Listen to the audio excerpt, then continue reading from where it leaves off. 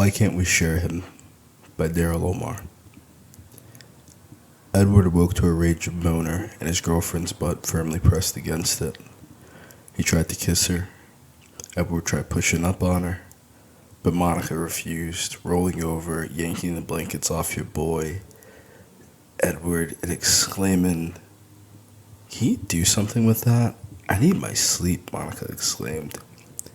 Edward sighed, another morning waking up early. He called it going to the gym. Eventually, Edward would make it to the gym, but he disappeared into the living room. He opened up his laptop, grabbed his lotion, scrolled his favorite porn site before finding a unique video. His eyes transfixed on the familiar woman in a room full of naked men. He acquired a unique fetish over the years, wondering how distinctly different a woman could be from Monica. They looked roughly the same age, but Monica was a virgin, protecting her virtue for marriage. The woman in the video drowned in a sea of men's skin, unable to even touch the ground as each man took their turn with her. The expression on her face looked like a combination of horror and satisfaction. But he knew this girl. Over the past years dating Monica, he admittedly got acquainted with many porn stars on the internet. But he knew this girl. Rochelle? Edward muttered, unable to get erect as he watched the sweet girl he's hung out with being mauled by a room of horny men. He closed his laptop, disgusted with himself and Rochelle. He put his dick away, rushing to his car to get to the gym, then worked directly afterward, not even kissing Monica goodbye most days anymore as he grew to resent her and needed his distance. He thought working and working out would get him a girlfriend, and it did. One who sometimes has her half of the rent, but believes he should be paying it all and for everything else while she keeps her money for what she wants. The entire relationship went to pleasing Monica, and he hated it. Arguing was a useless pursuit with Monica. Neither of them obtained the emotional maturity nor the self-awareness to face their problems, to hear a response after sharing our hearts with someone, unsure if we would even rekindle or connect again, but at most, never genuinely loving themselves. Monica wanted what she saw on social media, and Edward liked what he saw on porn sites. Both are drinking different poisons, but are lost in the same delusions. In truth, Rochelle stayed in the basement of a mansion. When she first arrived at the villa, she was given the royal treatment. Servants and maids cooked for her, and she had sex with only her boyfriend, Michael, an older man nearly twice her age with a fetish for younger girls.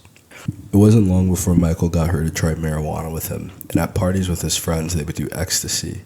And Rochelle loved how Michael never got jealous when other men flirted with her, unlike men her age. She was living her dream until one night she snorted something, and it wasn't coke. Tonight was one of those nights. Another so-called party was a regular night, and she realized after her taste for the candy was set, the daily routine of being pampered, sleeping in late, partying all night, and doing anything and everything to appease Michael became a living hell. But she was never sober enough to wake up from the nightmare. "How are you, sweetheart?" Michael affirmed, stroking Rochelle's head lovingly. Rochelle shied from his touch, flinching as he raised his hand. She averted her eyes when they looked lovingly at the bald and mature man once. Now Rochelle constantly felt scrutinized and outsmarted at every turn, as if the days were planned out before she could even function. "Are you ready for your candy?" Michael kissed her deeply. Gripping Rochelle's chin forcibly, she tried to resist, opening her mouth for him to play with her tongue, faking her moans as he liked to feel like the best kisser on the planet, better than any man. They all wanted to feel better than any other man. Rochelle had no idea what it meant. They all looked, breathed, and felt the same regardless of race, size, or build. Sex was once sacred to Rochelle. To Michael, it was profitable. Sex was power. He kept his hands off her as long as she played her role and made him feel like the king of the world, but it never kept his friends away. "I have a few boys who want to see you tonight." Michael kissed her down the neck to her shoulder, giving her a small bite, making her flinch. "I need you to take your candy and get dressed, okay?" "Oh, great. Are we going out to a date or to a club?" Rochelle perked up, genuinely excited and wondering what she would wear, or if he bought her a new outfit. "Well, they're already downstairs in the dungeon," Michael noted. Rochelle felt her body tighten at the idea of going back into Michael's studio. To feel she was moved to the basement as a punishment made her wonder how things could get worse. Then Michael showed her his sex dungeon. She had lost all her friends and social life and had to hire someone to monitor her social media accounts to avoid the stalkers. She rarely left the house due to the men harassing her for sex in public. I don't feel well. Not tonight. Ask one of your other girlfriends, please. Rochelle, you haven't done a video all week. How the hell am I going to pay to feed you and keep you here if you don't work? I can get a job, or I can leave. A job? Michael scoffs, backhanding her so hard that he rubbed his wrist afterwards, taking pride in being a self-made millionaire who hasn't worked in decades. You think me having a 9 to 5 is less glamorous than you letting random guys rape me? Rochelle threw her hands up to see if she was bleeding. What the fuck did you just say to me? Michael's mood shifted, tightening his grip on Rochelle. Please don't hit me again, Rochelle cries out, showing her face. Michael threw her to the ground. He glared down at Rochelle with fear as he looked for something to hit her with, but nothing in arm's reach. Rochelle sobbed, crawling on the floor, scrambling to get to her phone, but found Michael's size 12 loafers blocking her path further. Get ready and get downstairs, or get the fuck out of my house. Michael digs his boots into her neck, using her as a stepping stone to walk to the door. I'm leaving, Rochelle cries out, holding her neck in immense pain as she crossed to her nightstand, the only piece of furniture in the room other than her bed and wardrobe. Michael hesitated, unsure whether or not she was bluffing. He rubbed his chin, amused, until she grabbed her phone. If you call the cops, I'll kill you before they get here, Michael warns. I'm not. I wouldn't do that to you. Rochelle pleaded guilty as she wanted to so badly. Who are you gonna call, the Ghostbusters? Michael smirks, but Rochelle was too young to have ever seen the movie or cartoon. Hey, Monica, yes, great, please come get me. Rochelle poured out, crying. Michael's cheek jerked, slapping the phone out of her hand, praying to God he broke it. Rochelle was his best girl. She was the most attractive and youngest woman he had ever been with, and she made him the envy of all his friends. He made her a household name on the web with his films. Without her, he lost a lot of money. More than any of his girls could ever recoup. Alright, good. Go visit your friend, cool off, and then come back, Michael suggested. Rochelle was quiet, not knowing if Monica would understand, and if she would even come. Then she would be left alone with Michael, miles away from the nearest city. At best, it would take an hour before Monica would even arrive. Rochelle stared at Michael from the ground, studying him with doe eyes on her knees, looking for any sign of the man she first met. She subtly shifted herself away whenever Michael moved, slowly gathering her things into a small bag. Rochelle, relax, it's all right. We'll film a video with only the two of us first. We'll talk, discuss, and understand ourselves. If you're up for it, you can take some candy and then you can do a real video. I never wanted to do the videos. I wanted to be with you, Michael. Rochelle couldn't control herself as she cried, falling to her knees, wondering how things got this way. This is why I never had any fucking kids. Michael groaned, trying to plug his ears from her crying. The girls from the other rooms began poking at their heads, looking at Rochelle's door, then sucking their teeth to return to their rooms. Some even screamed for her to shut the fuck up. Rochelle bit her thumb, feeling completely alone. She shivered as the cold air hit her bare skin, little more than her panties as she slept before Michael arrived for his video. Rochelle's phone began ringing as a mysterious number rang. Hey, you hung up. I called Edward before he left. We're on the parkway, Monica announces to Michael's dismay. Michael backed out slowly, knowing that Monica would find out if he hit her or killed her. They never got along. Monica never approved of Rochelle dating Michael and knew nothing about her lifestyle. Rochelle and Monica remained friends because Monica didn't watch porn and never considered Rochelle living in such conditions in a billion years. As glamorous as Rochelle's life seemed on social media, she lived a walking nightmare. The other girls didn't go through anything she went through daily. Rochelle was always one sentence away from bruising Michael's fragile ego. She'd bring up all her pay for how much she cost to take care of and upkeep, and why she needed to do these videos, but it didn't add up as Rochelle packed her few belongings. The rest of her things upstairs inside the actual house where she was wooed and sold her soul. Michael left her alone, plotting on the way to get Rochelle back after she left. Knowing Monica was the key, They never saw eye to eye and likely never would, but she didn't need to know that. Monica called Edward right before he left for the gym, getting his car while informing him Rochelle was in trouble. Without a word more, Edward took off to the mansion. Monica was already in her pink sweatsuit, ready for whatever awaited them. Carrying her mace, clutching it tight the entire car ride. Do you know what happened? Edward asked, finally, once his adrenaline began to cool down. No, she told me Michael kicked her out. Monica notes, checking Rochelle's social media page, admiring her pictures. I don't know why she would ever leave Michael. The three of them are so adorable, you know? Not sure if the grass is greener unless you fertilize it. Edward muttered, pretending to be focused on the road, but didn't want to discuss what he saw. How he saw Rochelle doing porn. They were everything I dreamed of with you, but you're not trying to get money like Michael. Michael makes real money. I mean, no offense, baby. You take care of us with your little paycheck.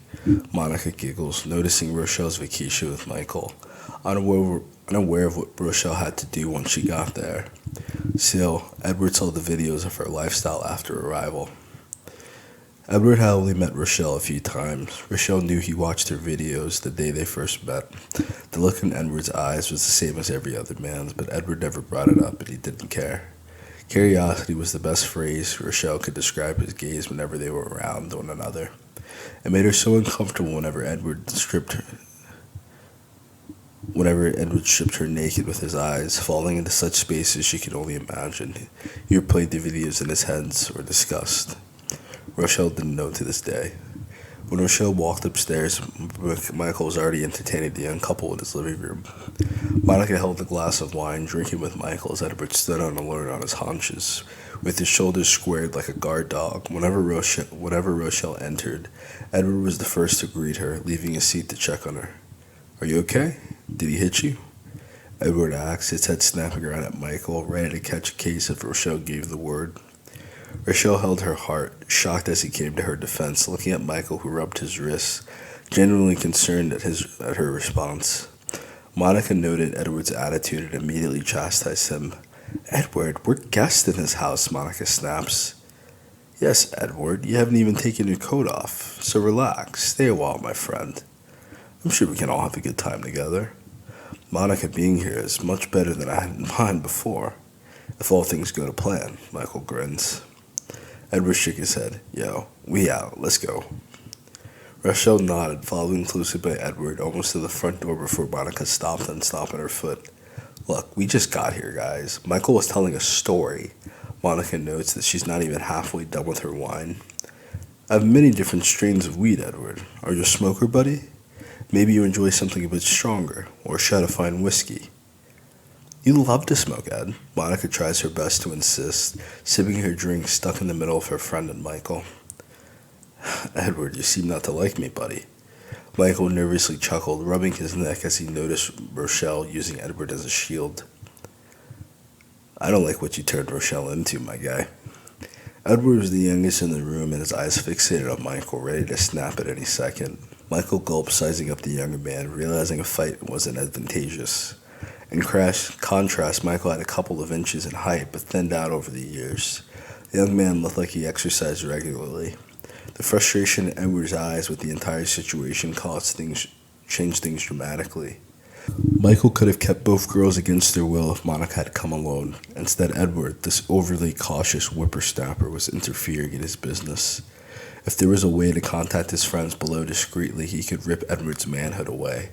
But the way Edward studied Michael felt no chance one-on-one. Suddenly, the money and charm suffocated Michael, as nothing he could offer or say would sway Edward from wanting to beat the living hell out of the rich old white man.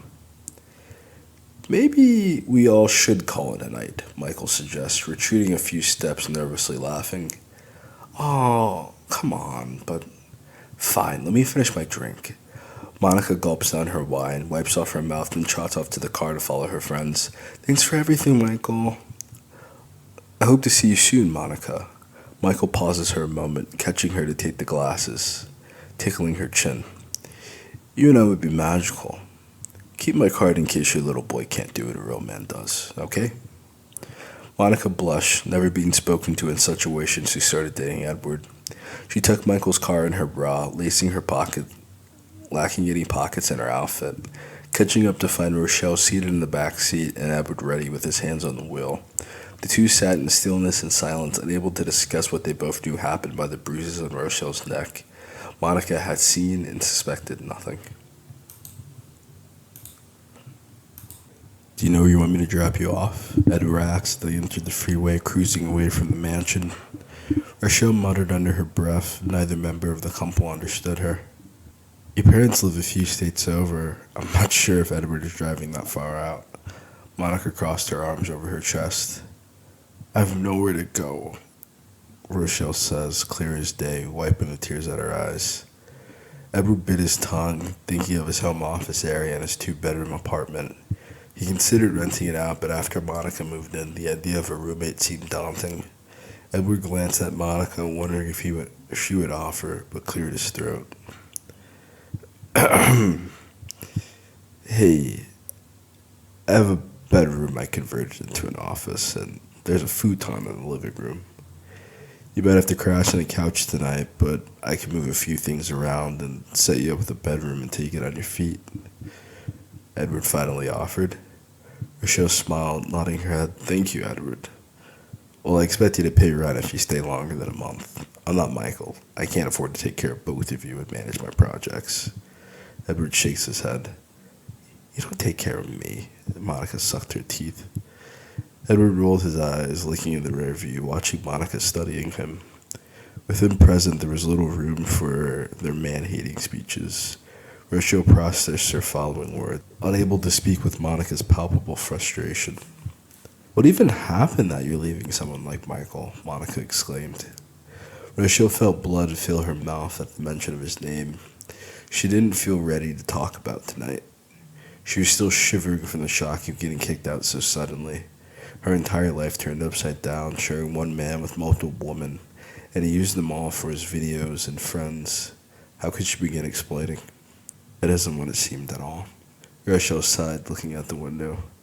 "I mean, he's rich," Monica shrugged, unable to understand what could go wrong. "Life isn't about money," Rochelle mumbled. Edward smirked, hoping Rochelle could talk some sense into Monica. Instead, Monica scoffed, rolling her eyes as she turned to confront Rochelle. "You left that glamorous mansion to live up in our little apartment? For what?" Monica tried to piece it together. "He kicked me out, Mo. You're asking me when you should be asking my ex-boyfriend." Rochelle threw her hands in the air. "Michael told us you were begging to leave, and he didn't know why you were so upset." Monica sucked her teeth as if Rochelle were the one lying. Rochelle felt her chest, feeling attacked, unable to look Monica in the eyes as she stared down in judgment. When Rochelle first started dating Michael, she would brag to Monica her entire social media page was filled with meals, trips, and events he took Rochelle since they began dating, and Monica hadn't even left New Jersey. Edward tracked every single penny that left his pocket. If he gave a homeless person change, it was documented in Edward's ledger and taxes. "Why leave a man who can buy you whatever you want?" Monica threw her hands in the air. "Then you date Michael. I'll take a guy like Edward any day. Just be thankful for what you have and don't worry about me." Rochelle pulled her hoodie over her head, tucked her earbuds in, disappearing into a different world while listening to Where I Belong by Andrina Triana. Edward mused about the past months of his life, dealing with Monica constantly comparing him to other men, or telling him he didn't earn enough. Edward worked as a real estate salesman, with more than enough money. He didn't tell Monica what he made, or what he had. If she read his ledgers, then she would be able to track every single dollar. He was building towards his first $1 million, having to save every dollar to buy properties and fix them up. Monica never wanted to learn more about finances. She wanted to spend his money. He could only hope Rochelle would move forward before he would have to cut into his nest egg. "Edward, I'm hungry," Monica announces, crossing her arms over her chest. "We'll be home in 20 minutes. There's food in the house."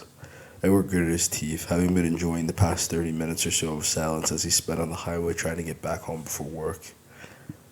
"I'm hungry too. I've been living off semen and coke all week." Rochelle yawned. "What?" Edward was shocked by her statement, trying to process what had happened. "Fine, we'll get Wendy's." "Thank you, baby," Monica claps. "Thank you, Edward." Rochelle smiled as they pulled into the driveway.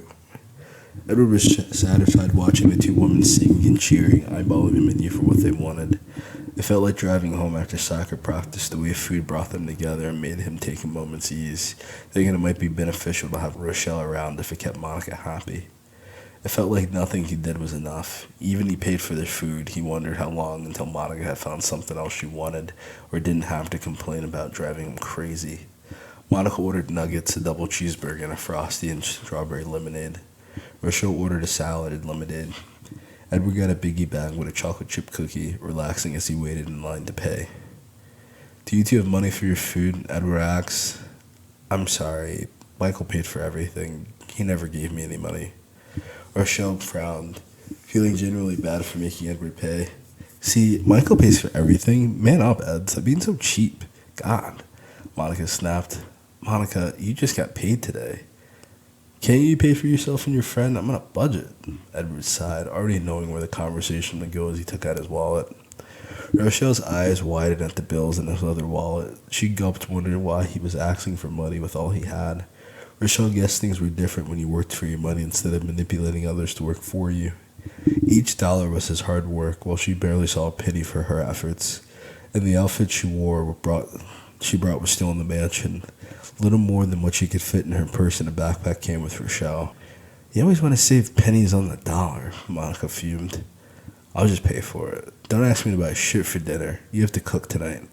I'm not balling on a budget because Rochelle is here. You two can both work. I have to finish building this house before messing with you two." Edward sighed. "You're building a house?" Rochelle's ears perked up. "I do real estate, remember?" "I mean, yeah, but I thought you just showed houses and did open houses with fancy cheese. I didn't know you did construction." "I don't do construction. I buy and sell my houses now. I used to go off of listings only, but most good houses aren't listed yet. Especially with taxes rising, many people wanted to get out of Jersey to move south, so I started buying property too. This house now has a great foundation, but it's old as dirt. Most of it was torn down and they're rebuilding the garage, but there's still always some surprise expenses and charges. I spent my lunch breaks at Home Depot buying last-minute shit for the past week. Until the house sells, all my money is tied up. In a few, maybe 2 weeks, we should be up and running. Once I sell the house, I'll take you two out for some nice steak dinners or to Cheesecake Factory. You all can run up a tab then, but for right now, I can't do that. I need to finalize things first." Edward took out $100 bill, passing it through the drive-thru, shucking as the high school girl glared at him, breaking down the change reluctantly after checking its authenticity. "That sounds very impressive." Rochelle bit her lip, rarely knowing a guy his age to be so ambitious and well-established. "Monica always makes it sound like all you do is smoke weed and play video games." Edward bit his tongue, hiding his embarrassment and offense in front of Rochelle. He wearily looked over at Monica, wondering why she dogged him out like that behind his back to her friend. Edward let out a defeated sigh, feeling his day ruined, ready to call out of work to confirm her self-fulfilling prophecy, but had no interest in being in the apartment with both girls at once. "You're gonna get me in trouble, girl. I was saying that all he wants to do instead of spending time with me," Monica clarifies. "Well, I like video games and weed too, Edward," Rochelle giggled. "Yeah, I've seen your stream," Edward notes. "You don't have to be embarrassed. We can play together sometime," Rochelle offers warmly. Edward blushed at the idea of hanging out with Rochelle. He felt his belly warm up, remembering the video of Rochelle pleasuring a room of men at once. His dick hardened in his pants, feeling his frustration from this morning returning. Met with two beautiful women he couldn't even have sex with, wanting to drive his head through the windshield. Edward remained quiet, ignoring Rochelle, pretending he couldn't hear what she said. Rochelle frowned, remembering how hard she must have made things from him and Monica while dating Michael. Rochelle figured Edward never liked her or approved of her lifestyle. Honestly, neither did she anymore. She felt sick to her stomach as Edward ultimately rejected her offer. "Thank you," Edward says to the cashier, handing the bag over to Monica and pressing forward, letting out a long yawn at the stoplight. "I'm sorry for waking you up so early," Rochelle said louder this time. Don't worry about it, girl. Edward was already up. I had to figure out what was going on, but anything for you, Monica filled in, already knowing the two didn't get along. Edward, are you sure you're okay with me staying? Rochelle asked. Yeah, sure. Edward mumbled, pretending to focus on the road, unable to shake the images of Rochelle from his mind. Thank you so much. You're so sweet, Rochelle exclaimed, glad he can hear again. You know, I'm a gamer too. Yeah, I've seen your stream once or twice. You play a lot of the newest games. I try. I haven't streamed too much since meeting Michael.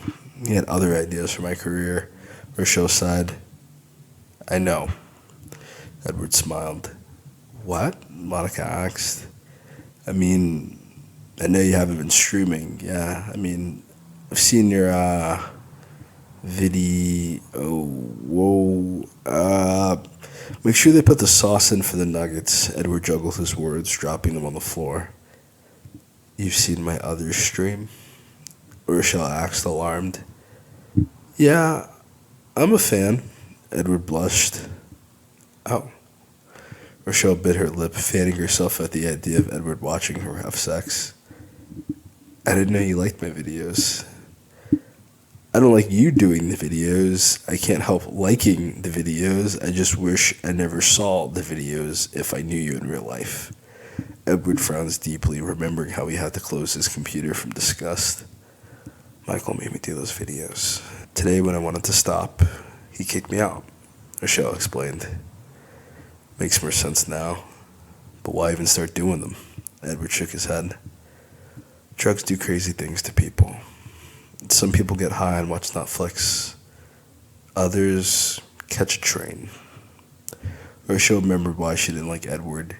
Facing his judgment was one thing, but his inquiry wounded her. She had no honest answer for why she stayed so long. Maybe to avoid a moment like this, having to explain how she lived all her life off of social media. Catching a train while high sounds wild. Just getting off wherever you want, somewhere with no idea where you're at, and then having brunch. That sounds like a dream. Monica chimes in with a mouthful of nuggets and honey mustard. Hey, please clean up after yourself. My car is not a lease or a rental.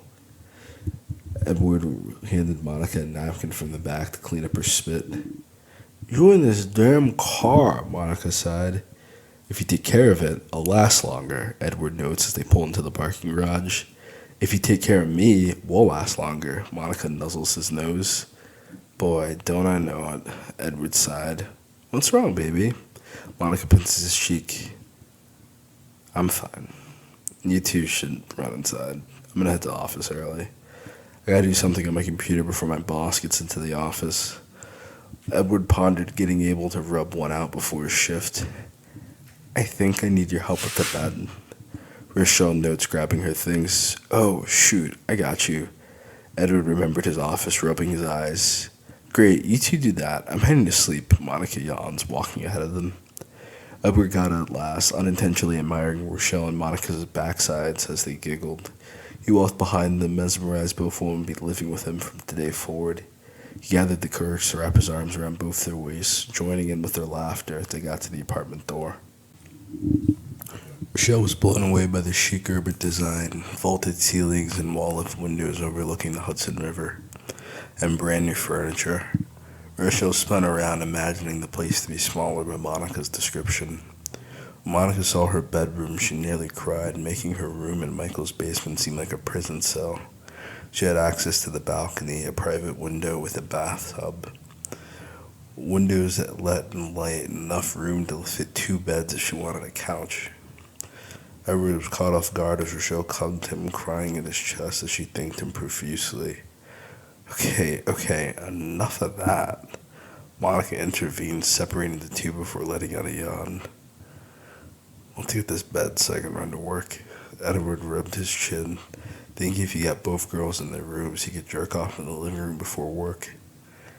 I can sleep on the couch now if you two wanted more rest, Rochelle offered. Edward nodded. Can I use my office then? Sure. Rochelle tossed her bags inside and turned on the TV in the living room, plopping on the futon and beginning to eat. Edward's heart raced, heading to his computer to unleash his thoughts on having a threesome with Monica and Rochelle. He felt he deserved something for his valiant effort, but the alone time with his hands was enough. He had difficulty getting himself out before his hand got tired, never having to masturbate before dating Monica. He hadn't noticed Rochelle coming in to set down her bags. "Hey, I got bored in the living room. I wanted to annoy you a bit," Rochelle teased. "Oh, shit." He lowered his screen, trying to close out the window. "I didn't mean to scare you. Don't mind me." Rochelle covered her mouth, hiding her shock. Edward tried to resist his innermost thoughts. His object of desire was right before his eyes, silently appraising him. He didn't have to imagine what she looked like naked, her videos in his search history as he found a milder one. He was watching Rochelle with one guy who looked nothing like Michael. "Hey, Edward, is that me?" Rochelle took a serious tone as she closed the door behind her, locking it before deciding her next move. "I'm sorry, Rochelle. I'm so sorry. Rochelle covered his mouth, hoping Monica didn't hear him as she looked over her shoulder. Rochelle smirked, putting her fingers to her lips, and then getting on her knees in front of Edward. Rochelle admired his size, wondering why he didn't do videos himself, kissing up his length and up Edward's washboard stomach. She stroked his heart on until she worked all the lotion he desperately smeared on himself. Rochelle pressed play at his video, gently pushing back in the seat, wrapping her mouth around Edward's cock. Rochelle struggled with his size, feeling him growing in her mouth as he watched the video. Rochelle was reenacting her performance. They continued long after the video ended, and Rochelle genuinely enjoyed herself for the first time in a while. She loved Edward's taste and size more than any man she's been with, lasting longer. She imagined how it would feel inside of her, but feared upsetting Monica. Rochelle stood up with her jaw hurting. "My bad," Edward continued. "It's okay. I didn't realize I was so out of practice." Rochelle stared at his hard on, feeling intimidated, and left in the room alone with him. "No, it felt great," Edward reassured her. Rochelle felt quiet, simply nodding her head as she stroked his manhood between her fingers. "Do you want a quickie?" "What?" Edward gasped. "Oh, you're right. I don't want to upset Monica." Edward held her chest. No, wait. You're offering me sex? I don't have to beg or buy you something to finish the blowjob?" Edward wanted to cry from joy. Rochelle felt overwhelmed by his desperation. Maybe we shouldn't. No, we shouldn't because of Monica." Edward sighed, missing the opportunity. "Are you sure?" Rochelle giggled. "It's the least I can do." Rochelle bent over his desk, rubbing her clitoris, already feeling horny from sucking his dick. Rochelle shuddered as Edward gripped her hips. "Oh, fuck." Rochelle cursed as the head of his penis penetrated her. Her eyes closed, gasping as he stretched at her insides. Rochelle felt herself go lightheaded, her body responding all its own to Edward's strokes. "Oh, yes, baby." Edward eased in and out of Rochelle, feeling her vagina's muscles tighten and loosen around him, blurring his vision as she masterfully massaged him. He didn't remember the last time he had sex. It never felt as good as Rochelle's professional pussy making him. As Edward began to pre-cum inside of her, Rochelle's facial expressions intoxicated as he saw her genuine pleasure and pain. Okay, I'm going to redo the whole thing. Edward eased in that. Jesus Christ, that's how we're redoing it. I'll fuck it up again. Okay. Edward eased in and out of Rochelle, feeling her vagina's muscles tighten and loosen around him, blurring his vision as she masterfully massaged him. He didn't remember the last time he had sex. It never felt as good as to have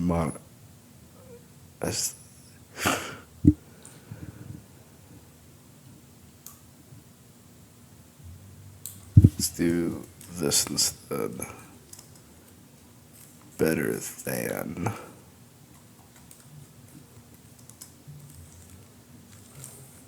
Rochelle's. I don't know why I deleted Rochelle as well. Hold on.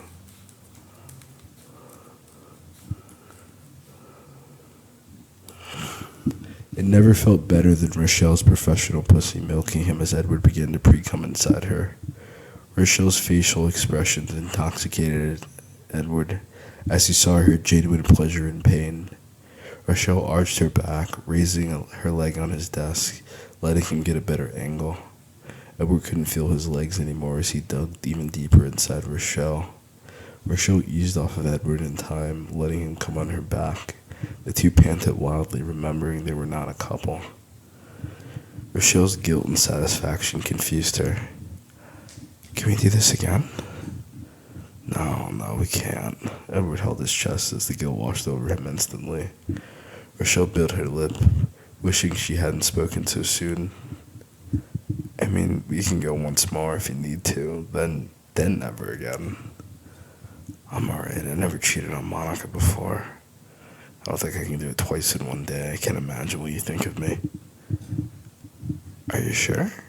Rochelle wraps her arms around his neck, kissing his neck, wishing he protested. Maybe it's best to stay away from you. You can shower. I'll get your bed. You don't have to worry about me. Edward zipped himself up. Okay, well, hey, alright. If you ever really need to go again, like you really need some sex, I don't mind. Rochelle couldn't believe what she was saying. Edward nodded.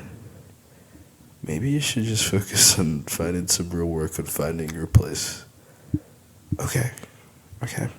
And Rochelle smiled, rubbing his cheek. Thank you. I feel so much better now. You liked it? Edward was astonished. He could satisfy a woman like Rochelle. You were the best I ever had. Rochelle kisses him, pressing her body against his, hoping for another round. You can't do this, Rochelle. I love Monica. He frowned, knowing it meant going without sex all over again. Look, if you need me to break you off now and again while I'm here, I don't mind, okay? Rochelle hugs him, unable to pretend she wasn't craving him for herself now. I think you need to get a job and find a new place. We've built so much together, Monica and me. I can't lose that because of sex. What do we tell Monica? How do I tell her I cheated on her with the best friend? Oh my God. I would begin hyperventilating. Rochelle giggled, amused by his guilt as her partner used her like a common whore for his friends. Edward had heartache over one woman. Rochelle cradled his head in her arms. She silenced him with her breast, moaning as he suckled on her nipples. Rochelle savored his tenderness, willingness to please, feeling her laid out as Edward went between her legs, licking her labia majora wildly, catching Rochelle off guard. Fuck, Eddie, Rochelle exclaims, holding her breast as they make eye contact, beginning to laugh. How are you this horny? Edward asked. Well, I don't usually get horny anymore. I don't usually enjoy sex, but this is fantastic. Rochelle cooed as her toes curled, allowing Edward to go back to eating her honey pot. Rochelle could nearly forget all about this morning and Michael. Living here, she would never forget how good sex had felt with Edward. Once again, they felt the truth of their distance all this time. It's not as if Rochelle didn't find Edward attractive, but he wasn't hers. She had her own man at the time. Michael seemed like the most remarkable man on earth. Now Michael seemed like a monster. A parasite who wanted to use her for money, sex, and keeping his friends happy with zero capacity to ever love or connect. Even early on, she could remember the red flags. Michael had no family. He never saw his kids. His friends were all of the actors in his videos. More meat. But Rochelle can't remember a single real friend he had. All the money in the world with no personality. So this is my room now? Rochelle purred, running her fingers through Edward's fro. Thank you for everything, Eddie. Not every day you get to have sex with a real porn star. I'm not a porn star. Rochelle shut her legs. What? Look, I didn't want to do these videos. I had no idea what was even happening. Rochelle revealed her arm. He would get me high, and he would be off my ass. I blacked out one night and woke up in the basement mansion in a prison cell. It's not what I wanted, Eddie. I don't want to be some old man's whore. I thought he loved me. I thought Michael would marry me. Instead, he sold me out to his friends for sex. Everything hit Rochelle at once like a brick wall. I'm sorry. It's not you. You're great, Eddie. Thank you. Rochelle kissed him. Edward was shocked. The sex seemed separate almost. Felt entirely physical with built-up lust and passion. The way Rochelle kissed him felt like love. Her arms around his neck, gripping him like he would melt and disappear forever if she let him go. Rochelle began sobbing, unable to control her tears, kicking and screaming. Edward backed out slowly, back to the doorway when Monica came to check on the two. Let me handle this, Ed, Monica sighs, pushing past him and closing the door. Edward hurried himself up, rushing out of the house, unable to accept what he had just done, hastily heading to the office, leaving the two friends alone to figure out their emotions. Monica helped Rochelle into the bathroom. Rochelle ran herself a bath, letting the water fill up while they managed the futon into the office, much lighter than Monica remembered when she had Edward build it. Soon it was time for Monica to leave for work as well. Rochelle didn't remember the last day she had been alone or sober. The thoughts flooded her mind. The routine of Edward and Monica's lives made the days blur together. Rochelle woke up, joining Edward for his morning smoke before heading off to work. Monica woke up right after, and the two were gone shortly after that. Monica came home tired and grumpy. Edward gets back from the gym, and Rochelle listens to the couple fight, or silence when they completely distance themselves from each other. The apartment felt like a battlefield with little room for privacy or alone time with Edward. This night, Edward came home late. Rochelle hadn't thought much of it, considering he had been working to build a house. Her uncles did construction, and they typically gone until sunset and up by sunrise. The days Edward went to the office early, he left her a blunt refuel on the balcony. Edward returned with a dark cloud over his head. Hey, baby. Rochelle greeted him, the only one home at the time. What's up? Where's Mo? Rochelle shrugged. She came back. She saw you weren't here. She sucked her teeth and left. Probably with her friends. Edward let out a heavy, disapproving sigh. What's wrong with Cassidy and Bianca? Rochelle asked defensively. Look, no offense, Rochelle, but you were locked in some guy's basement, and you still feel guilty for leaving him. I can't begin to describe what I find wrong with Monica's friends. I'm just happy she's not here to drive me crazy. Edward shrugged. Touché. Rochelle rolled her eyes, leaning heavily on him. What's up? Edward asked as he looked through the fridge. If you're hungry, how about you eat me? Rochelle teased, wrapping her arms around his waist. She's seriously gone? Edward turned to Rochelle, squeezing her butt. I know, right? I never imagined how hard it would be to get my hands on you again. Rochelle guided him to her lips, allowing Edward to lift her on the kitchen island. Rochelle arched her back as Edward pulled off her panties. Rochelle watched in anticipation as Edward's warm tongue licking on her clitoris. His tongue penetrating her, Rochelle's breath sped up, deepening as she felt the soft breath choking on her moans as Edward gave her the best head of her life. Oh my God, I'm coming, Eddie, Rochelle shrieked, unable to control herself as her legs tightened around his neck. Rochelle came quickly to, hearing laughter coming up the hallway. She jumped off the table, hearing the familiar voices, and rushed off without a word. Edward was confused, following with her with his dick hard and swinging between his legs and tired of being teased. Where'd you go? Edward growled. Mo's back. Rochelle poked her head out of the hallway bathroom. Now? Edward rubbed his temples, unprepared to deal with his girlfriend immediately after cheating again. We can't knock this out quick? Tomorrow morning, okay? Before we smoke, I'll give you pussy, okay? Rochelle kisses him, feeling engulfed in passion, giggling until they hear the key on the door. Go, go! Rochelle's heart raced, sneaking around with Edward never imagined 100 years it would be possible. The two seemed so in love on social media. Rochelle envied their dates, going bowling, to the movies, or their pictures together at home. She had none of that with Michael, who would fly her out, drug her, and record another video before she could even enjoy her vacation. To honestly record those moments of love felt precious. She had little more evidence of a relationship than Edward's search history. Her biggest surprise was why Edward would be masturbating with a beautiful girl like Monica living with him. It felt strange, but Rochelle wasn't complaining. She had yet to find a job or pay rent. She feared if she even had to have sex with Edward, he would still want her rent money. Hey, a new place opened up by my job. You should come with me tomorrow to interview. Edward enforces. Rochelle swallowed, wanting to challenge him, but felt an unfamiliar restraint. There's something about Edward's approach that lacked the man's usual patronizing, demanding, and enforcing. He wasn't telling her. It was a suggestion. He hadn't been as pushy as Monica, constantly bringing applications and sending Rochelle to links to jobs she didn't qualify for and didn't even want. The one for rent money and gossiping about Edward took over her entire relationship with Monica.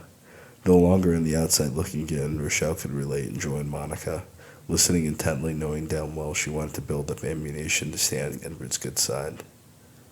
What is it for? Rochelle hesitated to realize she hadn't responded, frozen in response by his confrontation. It's a coffee shop.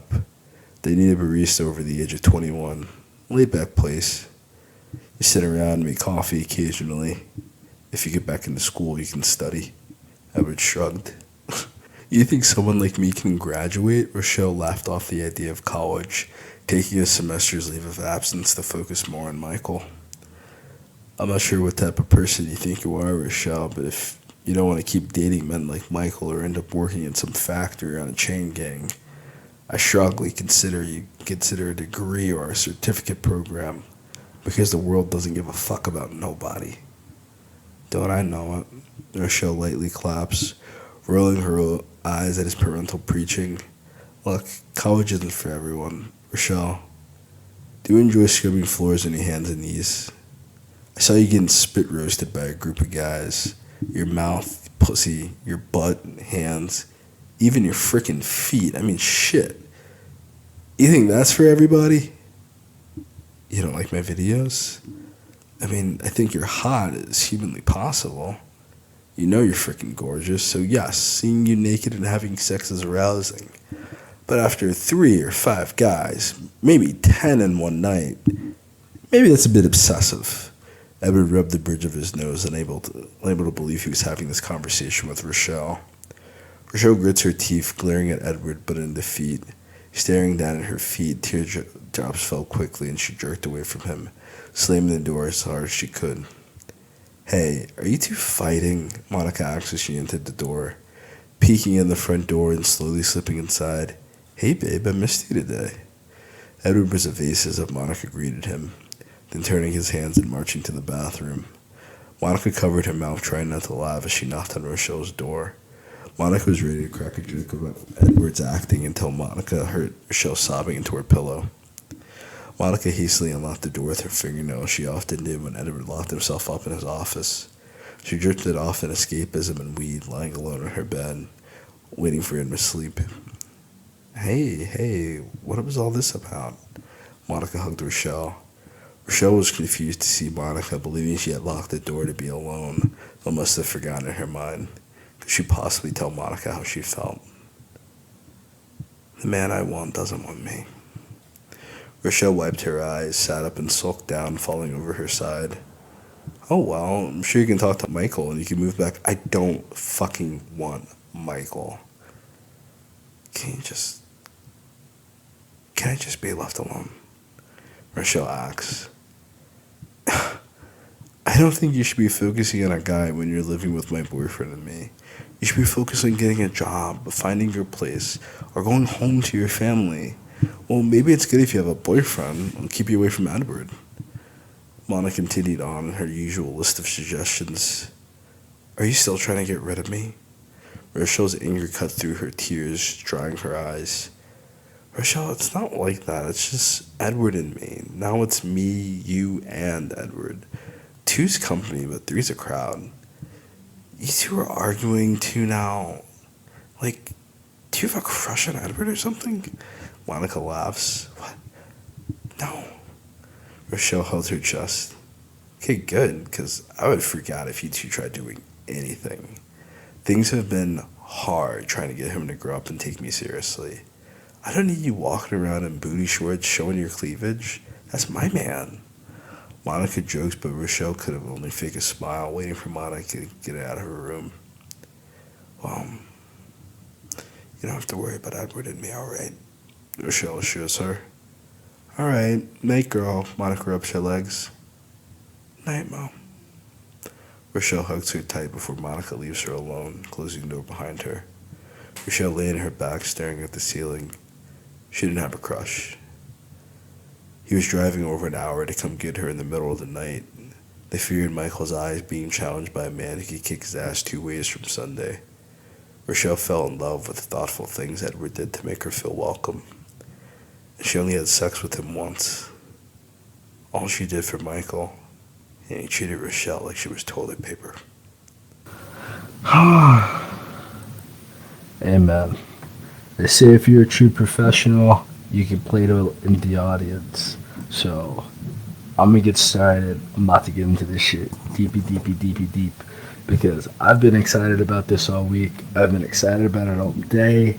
And I'm ready to get ready. So if you come in late or you don't come in at all, that's your loss, not mine, baby. Let's get it going. We're starting up in 3, 2, 1. Rochelle had recently broken up with her boyfriend who paid most of the rent in their apartment. She found herself either returning to her parents' house in shame, or staying with her best friend until she got on her feet. Previously, Rochelle never got along with Edward because she felt her boyfriend was everything and would never leave her. A couple months ago, Rochelle first moved in, struggling to adjust to her new home and Edward's pressure. Before the relationship grew, this was a typical morning for them. Rochelle lay in bed as the clock neared 10 o'clock as Edward was leaving for work. He knocked at her door, expecting her to be up by now. Edward hit harder before opening the door. He found Rochelle half naked in her pink thong and a bra, soaring with her butt high in the air. He gulped as he noticed her panties pulled aside, exposing her freshly shaved vulva. He began to close the door, leaving it alone, but he knew he had to speak up. He felt like she was living around rent-free. Rochelle slept all day and either smoked weed or went out to drink all night. He thought she was dealing with some sort of depression. The cafe next door to his job was hiring baristas, and they made great tips with their premium coffee. Even if she only worked there for a few months, it would take off the burden financially from feeding 3 people and the extra electricity she used getting ready in the evenings. As Edward approached Rochelle, his dick was hardening like a rock, making it difficult to find his words. Hey, Rochelle, you gotta get up. Let's go. I'm taking you to a job interview. Edward bit his lip as he squeezed her butt, shaking her awake. Rochelle groaned, pulling a pillow over her head to ignore him. He couldn't help himself, getting a better grip of her booty and then even rubbing her clitoris with his ring finger. Rochelle moaned, moving the pillow and arching her back more as her dream was getting rougher. Edward tiptoed over to the door, closing it before spreading her legs more, beginning to look at her pussy. While he thought she was lazy, he had always believed Rochelle to be one of the most beautiful women he's met. He enjoyed her taste and she cut her eyes, half open, pretending to be asleep as he ate her out. Rochelle reached between her legs, rubbing her clit in circles as he began licking her labia, penetrating her with his tongue. Rochelle's ex had never eaten her out before. She wanted to scream in pleasure but didn't want to scare him off to alert Monica. Rochelle bit her thumb, moaning into her pillow as he made her orgasm. Edward recoiled quickly, realizing Rochelle was awake, but hesitated to leave. Rochelle relaxed, shaking her booty in the air, inviting him back over. Edward kissed up her thighs, back to her vagina, peeling her butt apart with his hands as he pulls his dick out of his slacks. Rochelle bit her lip as she was penetrated, being stretched out by his giant dick. Rochelle covered her mouth, gasping from his thrust as he rushed to finish before he was late for work. Rochelle cooed as her best friend's man pulled out of her pussy. Their moments of eye contact solidified their bond. Rochelle smirked as she watched him walk away with his cream-covered dick swinging between his legs. She lay unable to move from the thrashing he gave her for the past minutes. There was nothing easy about convincing Edward to cheat on his beloved, but turning down Rochelle's offer seemed foolish. His alarm began going off, and he cursed, hopping off the bed. Wait, what's wrong? It's okay, you can finish up. Rochelle reached for him. I have to get to work. I wanted to bring you to a job interview, but we'll try again tomorrow. I gotta go. Well, let me finish you up first. Rochelle scoots to the edge of the bed, pulling his waistband down and wrapping her mouth around his dick. I'm very proud of this. I need to hurry, Edward began until he saw his dick disappear halfway down Rochelle's throat until she pulls up away for air. I never imagined it, such a big dick, Eddie. Rochelle wiped her mouth from saliva, eyeballing the meat in front of her face. I gotta go, he confirms. When do you get back home? Rochelle asks, wrapping her arms around his neck. Edward held her slim waist, running his hands over her petite frame, as if every inch of her was his now.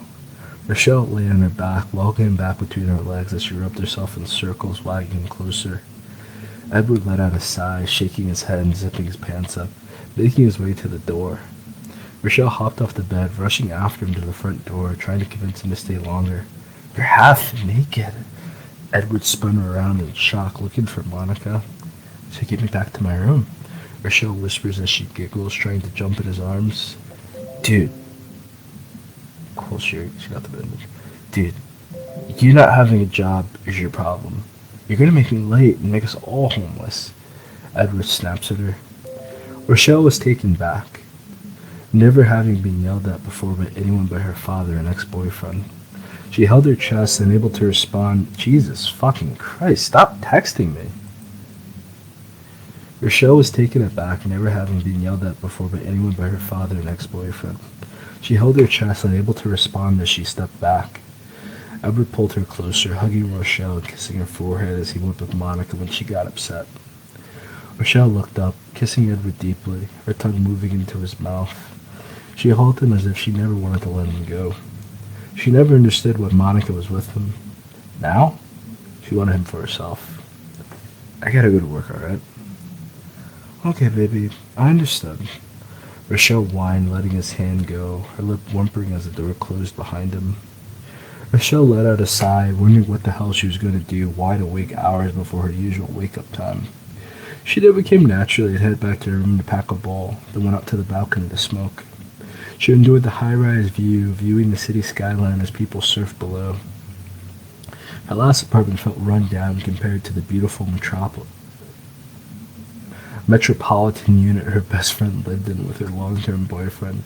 Everything she criticized about Monica's life seemed like a dream, especially her boyfriend who they were going to have to share if Rochelle was going to stay.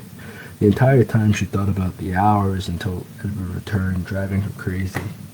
Who the hell did he think he was, waltzing in her room and doing whatever he wanted? Hey, what's good, girl? You're up early. Monica cheered as she opened the sliding glass door to the balcony. Rochelle began coughing on the smoke as Monica's presence took her off guard. What was she going to say? Hey, Mel, are you going to join me? Oh yeah, if you're Sharon, I'm off work today, so that we can chill for once. I wanted to head over to the beach, maybe grab some drinks. Eddie doesn't mind me partying without him? Since when do you call him Eddie? Monica giggled as she accepted the bowl from Rochelle. I guess I had a change of heart with how hospitable he's been since I've been here. He's been so sweet and pleasurable. I want to be nicer to him. What do you mean pleasurable? I thought you two hated each other. Monica asked, confused the more Rochelle spoke. I don't know what I meant. Rochelle blushes, biting her thumb, staring off as she replayed her wake-up call in her mind and how great it felt. Look, you found a new boyfriend last night. Did you have fun? Oh, I didn't meet. I met a new guy. He and I hit it off, but he has a girlfriend, so I don't know what I got myself in. Scandalous. How was the sex? What? You look like you've been having sex all night. Monica extends the bowl back to Rochelle. Oh, wow. Well, it wasn't as eventful as you might think. You didn't hear us, did you? Hear you and your new man? No. I didn't even know there was anyone else here. Monica rubbed her chin. Good. I was trying hard not to wake you. I didn't think Eddie would be happy if we were having sex with another man. Why would Ed care what you were doing? He would probably be happy to hear you found a new boyfriend to move in with, and I haven't heard the end of you getting a job. I'm glad you're patient with him. Every night he talks about how you need a job. He thinks you're depressed or need some fulfillment. Well, he was giving me some fulfillment earlier, Rochelle muttered.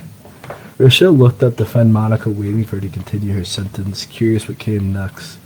Monica looked so happy her boyfriend and best friend were finally getting along. Last night she spent an hour in bed with Edward discussing how Rochelle needed to pull her weight. Monica can't remember a single time the two got along. But they had a different relationship when she wasn't around. He was telling me he wants to take me to a job interview, but he left before I can get ready. He said he was running late. He was on time when he kissed me goodbye. Monica cut her eyes. Well, you know how hard it is to wake me up. Yeah, but it's not appropriate for him to come into your room while you're asleep. Especially if you were dressed like you are now. How long were you two talking? I mean, girl, we weren't talking. I mean, he wanted to wake me up. He told me about the job interview, then said, I'll try again tomorrow. I think maybe I'll take you to the job interview. You probably freaked him out in this outfit. His family's super conservative. No, it's okay. Rochelle held her chest, feeling panicked at the idea of Monica interfering. What's wrong? Nothing. I'm just getting closer to Ed.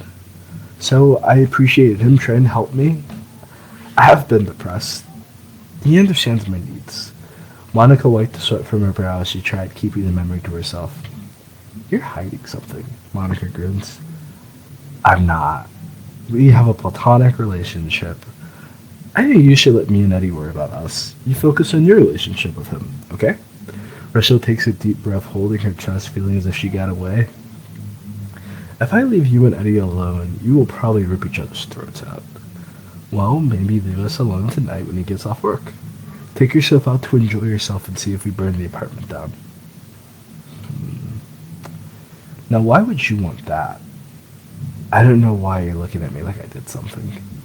You look so guilty. Monica breaks out laughing. Rochelle rolled her eyes. You think we'll fight the entire time without you? I want you two to get along. You've been my friend since high school, and I love Edward. He's everything I ever wanted in a man. The entire time I've known you two, I've wanted you two to get along, so hopefully, while you're here, you two can figure it out. I think we might have figured things out. Do you mind how long I stay? Monica took a deep breath, looking up, praying under her breath for her help answering why. Jesus Christ. Oh, it's you? What are you doing down here? Go. What? Go upstairs. Go. Go. I'll see you later.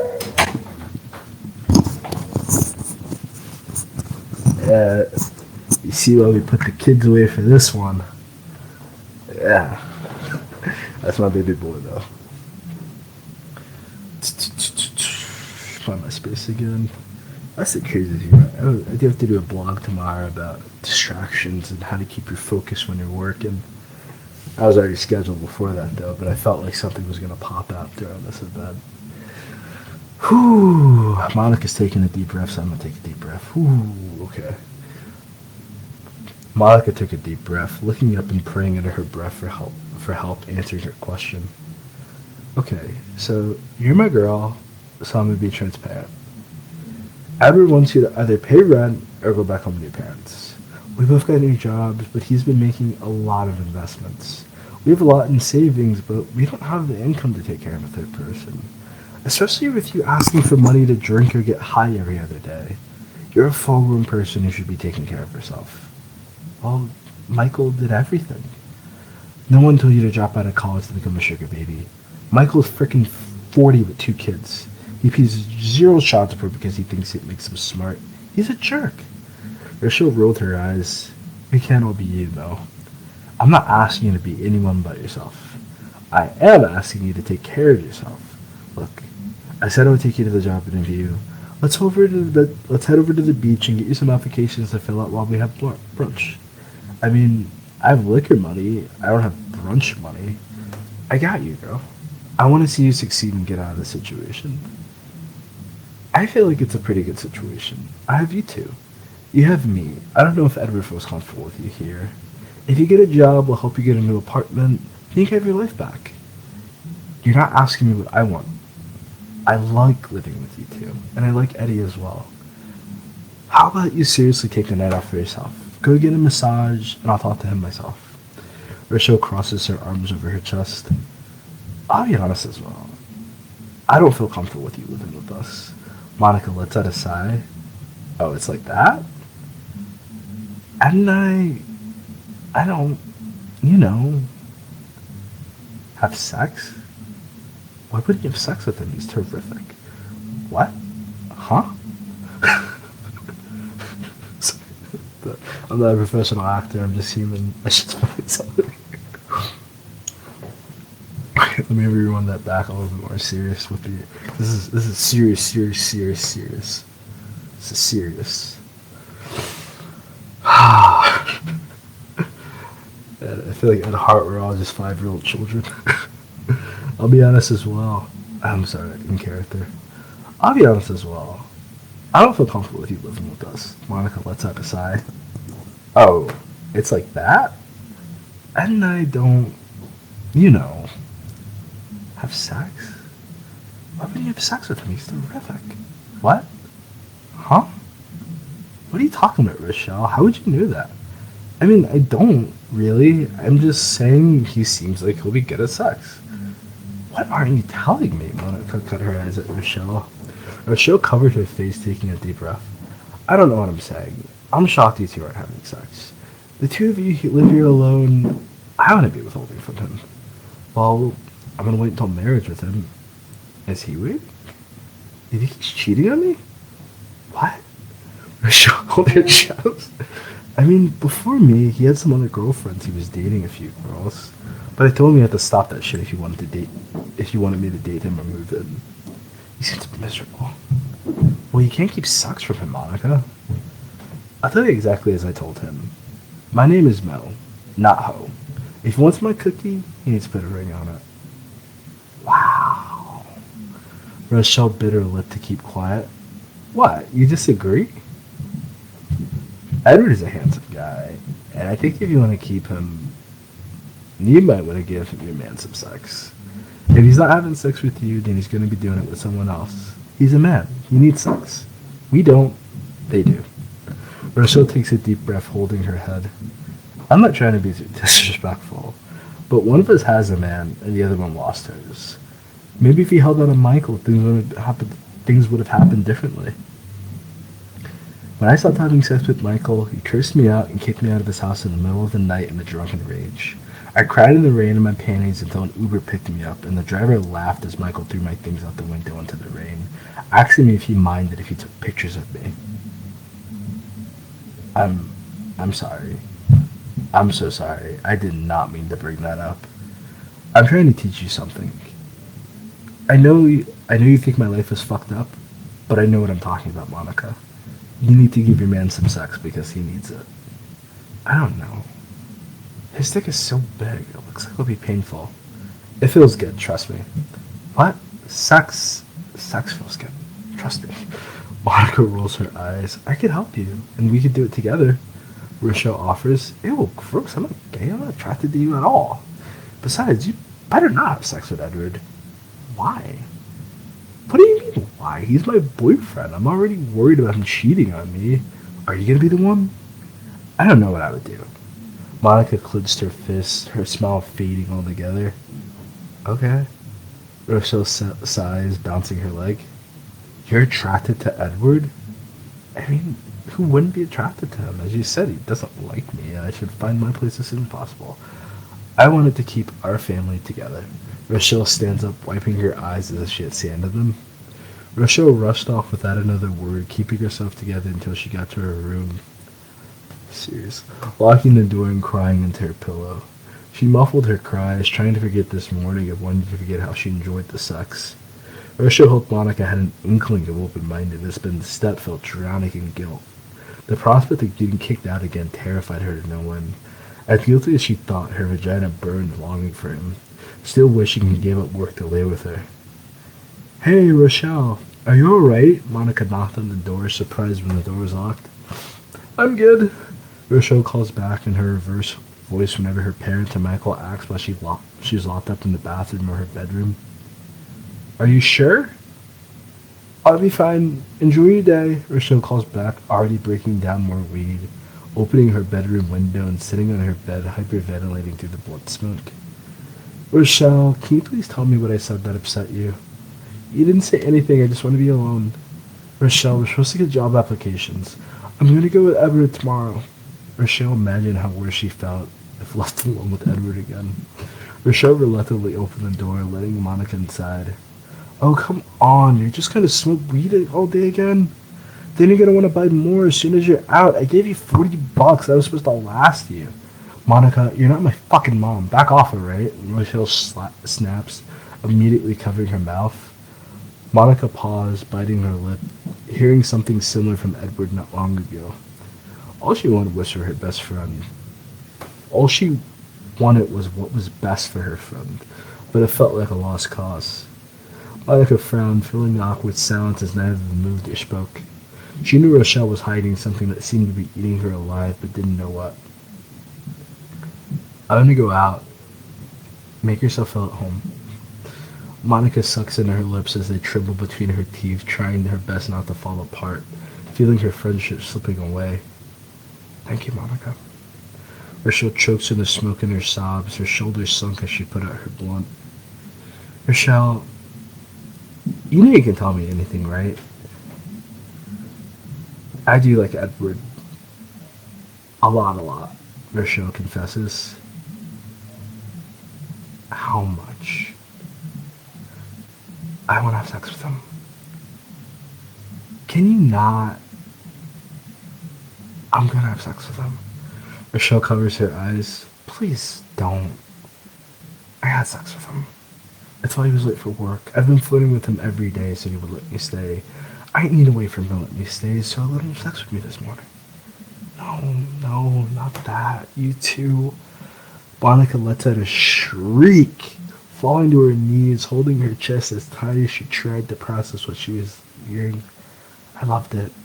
I loved every second of it. I'm gonna do it again tonight. Please do it with me. Rachel tried to wipe her eyes, hoping Monica would agree. No, you're getting the fuck out of my house. Please, no, you can't. Yes, I fucking can, and I fucking will get the fuck out of my house. Serious. So, I need to set. This is like...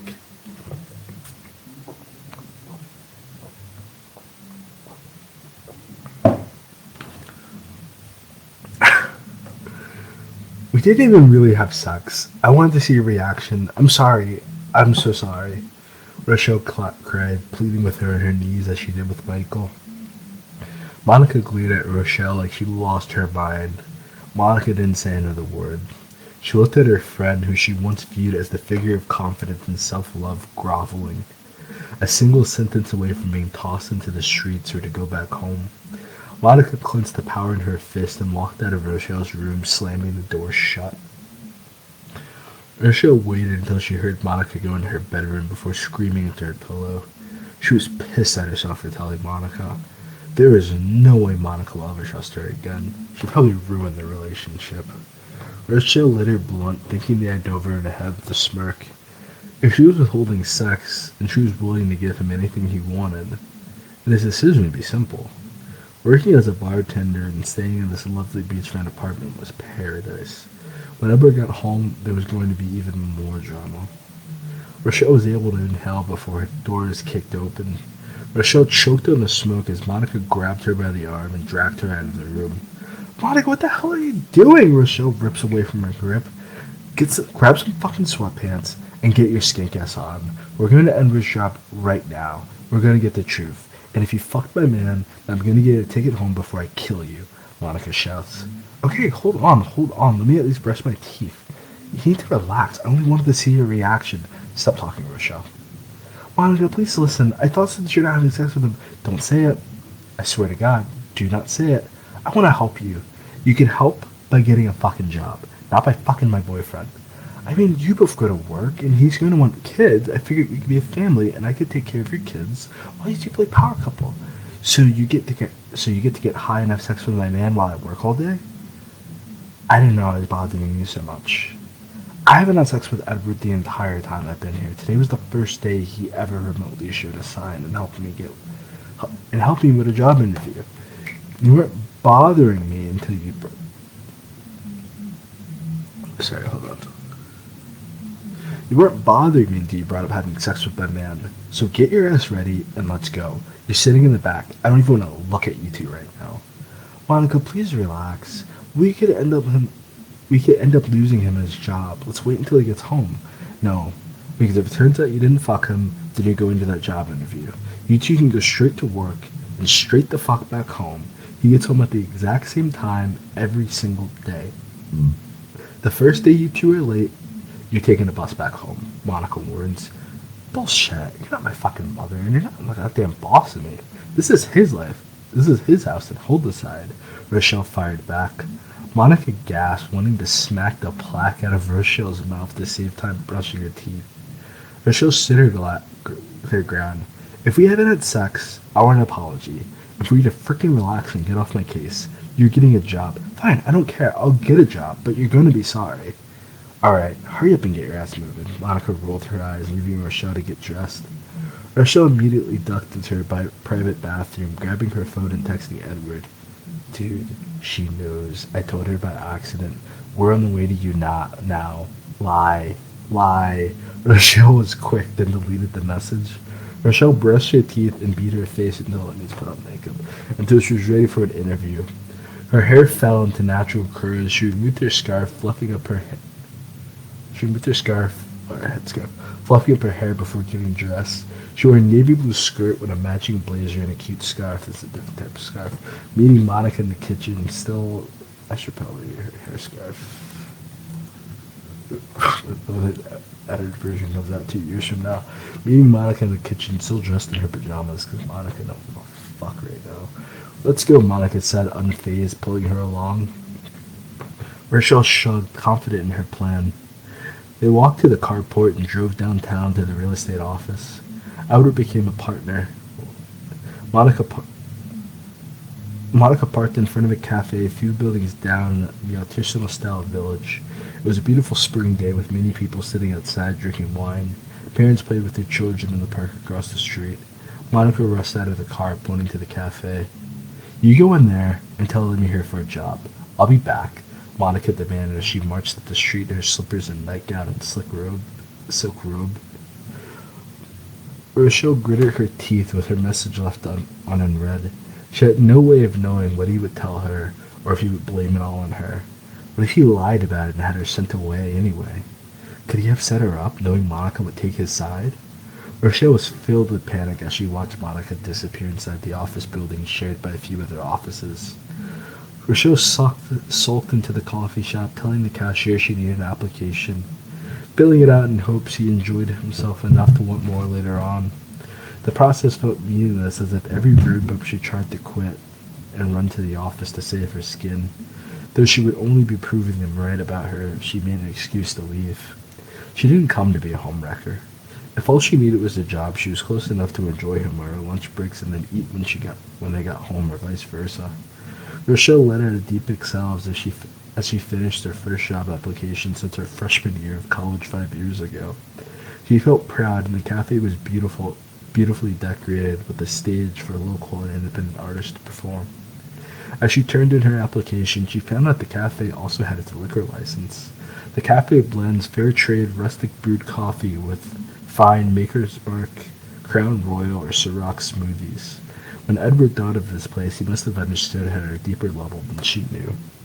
Rochelle sipped on an Irish cream hot latte and nibbling on a giant chocolate cookie, enjoying her new sanctuary.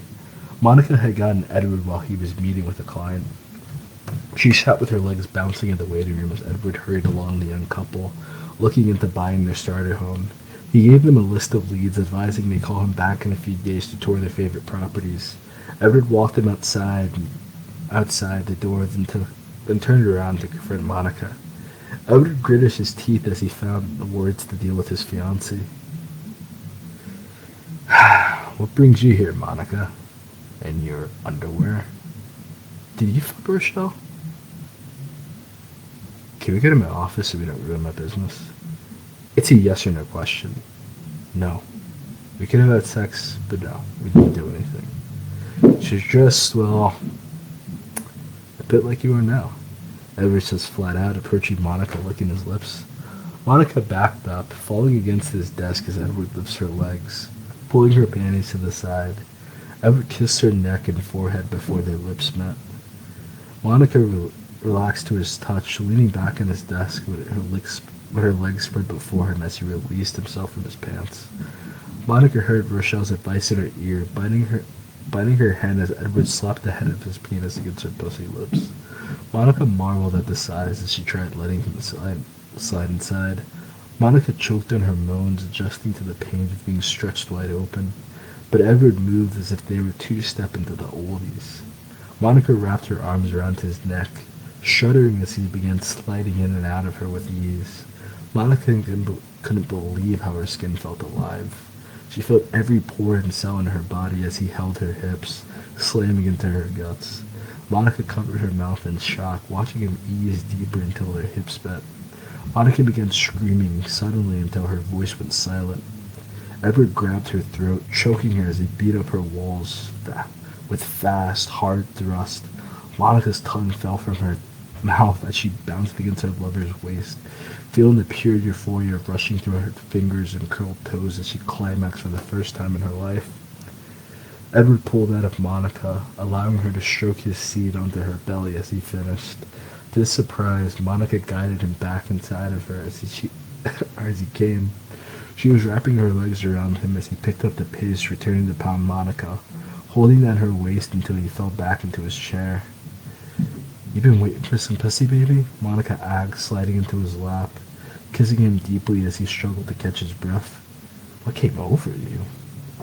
"Rochelle told me I should sleep with you." She seemed to be right. Monica fanned herself, feeling completely inhibited. This was Rochelle's idea? He acted shocked. "Well, she made this awful joke about having sex with you, and it pissed me off. I was gonna come down here and scream at you. I saw that couple and how happy they looked. Then you were touching me. I guess it was my idea." Monica giggled, blushing red. "Is this how you expected to lose your virginity?" Edward worried about her answer. It was better. It's so hot having sex in your office. I feel so dirty. "I'm gonna give you some more loving when you get home. I'm gonna take Rochelle out for drinks. I have to apologize. Could I also get some cash for some marijuana?" Monica giggles. "You don't have to call it marijuana." Edward laughs, taking out his billfold. Monica reaches in his wallet to his surprise, fading through his $100 bills, licking her lips as she picked off a few Crips hundreds, then bowed her head. Edward nodded, giving her another couple before lifting her back on the desk, entering her again. Monica held his wallet, counting his pocket change as she reached her second orgasm, though she was unsure if it was from him or his wallet that made her so excited. "Ed, this isn't your bedroom." There was a knock on the door, and both looked up to find his business partner and mentor, Angela, whose father founded the company 40 years ago. "Shit, Angie." Edward pulled out of Monica, covering up in his suit jacket for putting his cock away. "What the fuck is going on here? I hope you closed that deal on that couple to be celebrating right now." "Monica, nice to see you again," Angela said in a wise tone, moving over the two, standing 6 feet in her heels. "It's nearly closed for sure. We're finalizing the details, but they're good to go. One more visit to the last option after review the details. I was just getting a visit from my fiancé," Edward explained. I see. Quite a visit. Reminded me of our last business trip when you two were arguing. Angela smiled before leaving them to clean up. What did she mean by that? Nothing. Have you had sex with Angela too? That was years ago. Edward brushed it off. Do you have sex with Rochelle? No, Edward groaned. Okay. I guess I'll see you at home. Monica sighed as Edward began walking her to the door. Have a good day, Monica. I'll take care of him once you're gone. I'm sorry, this is the first talking. Have a good day, Monica. I'll take care of him once you're gone. You give me a great team-building exercise for the day. Angela smiled, waving over Edward's shoulder as Monica left. Monica cut her eyes at Angela. If you touch my man, I'll burn your fucking office down, bitch. You better watch yourself. Angela's smug smile faded away as she looked away from Monica. Angela studied Monica's intensity before giving Edward some space while she found something to busy herself with in her office. Monica then glared at Edward, letting him know it was only a glance what she would do if she found out they had sex again. Angela was nearly twice their age, but still a beautiful, professional older woman. Monica swore Angela wanted Edward for herself at the very beginning of their relationship, but Edward constantly assured her he wasn't interested. He wasn't interested, but she was. Obviously. Edward wanted her to know the truth, but wasn't sure how to tell her his situation. Monica ignored Angela for the most part in the cafe to find Rochelle behind the counter wearing a purple visor and a matching apron. Hello, ma'am. May I help you? Rochelle beams bouncing up and down as she sees Monica. Oh my god, you got the job so soon? They love me, and I love it here. I could live here, girl. Rochelle spins around before running around and hugging Monica. I'm so proud of you, and I forgive you for whatever happened with Ed. Your advice worked out. What advice? We did it. What? In his office? No way, that's so hot. Rochelle whispered under her breath. I feel incredible right now. My entire body feels lighter. I can't wait to go home and take a nap. I might even smoke some of your buds.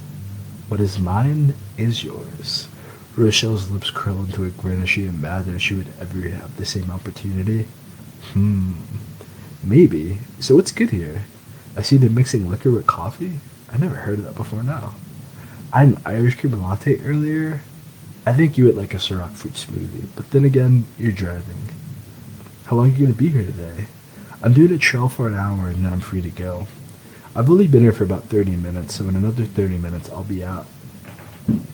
Can you drive? Rochelle smiles. One wild berry Ciroc smoothie coming right up, ma'am. Monica began to dance, holding up the $500 from Edward for Rochelle to see, who grinned ear to ear with plans.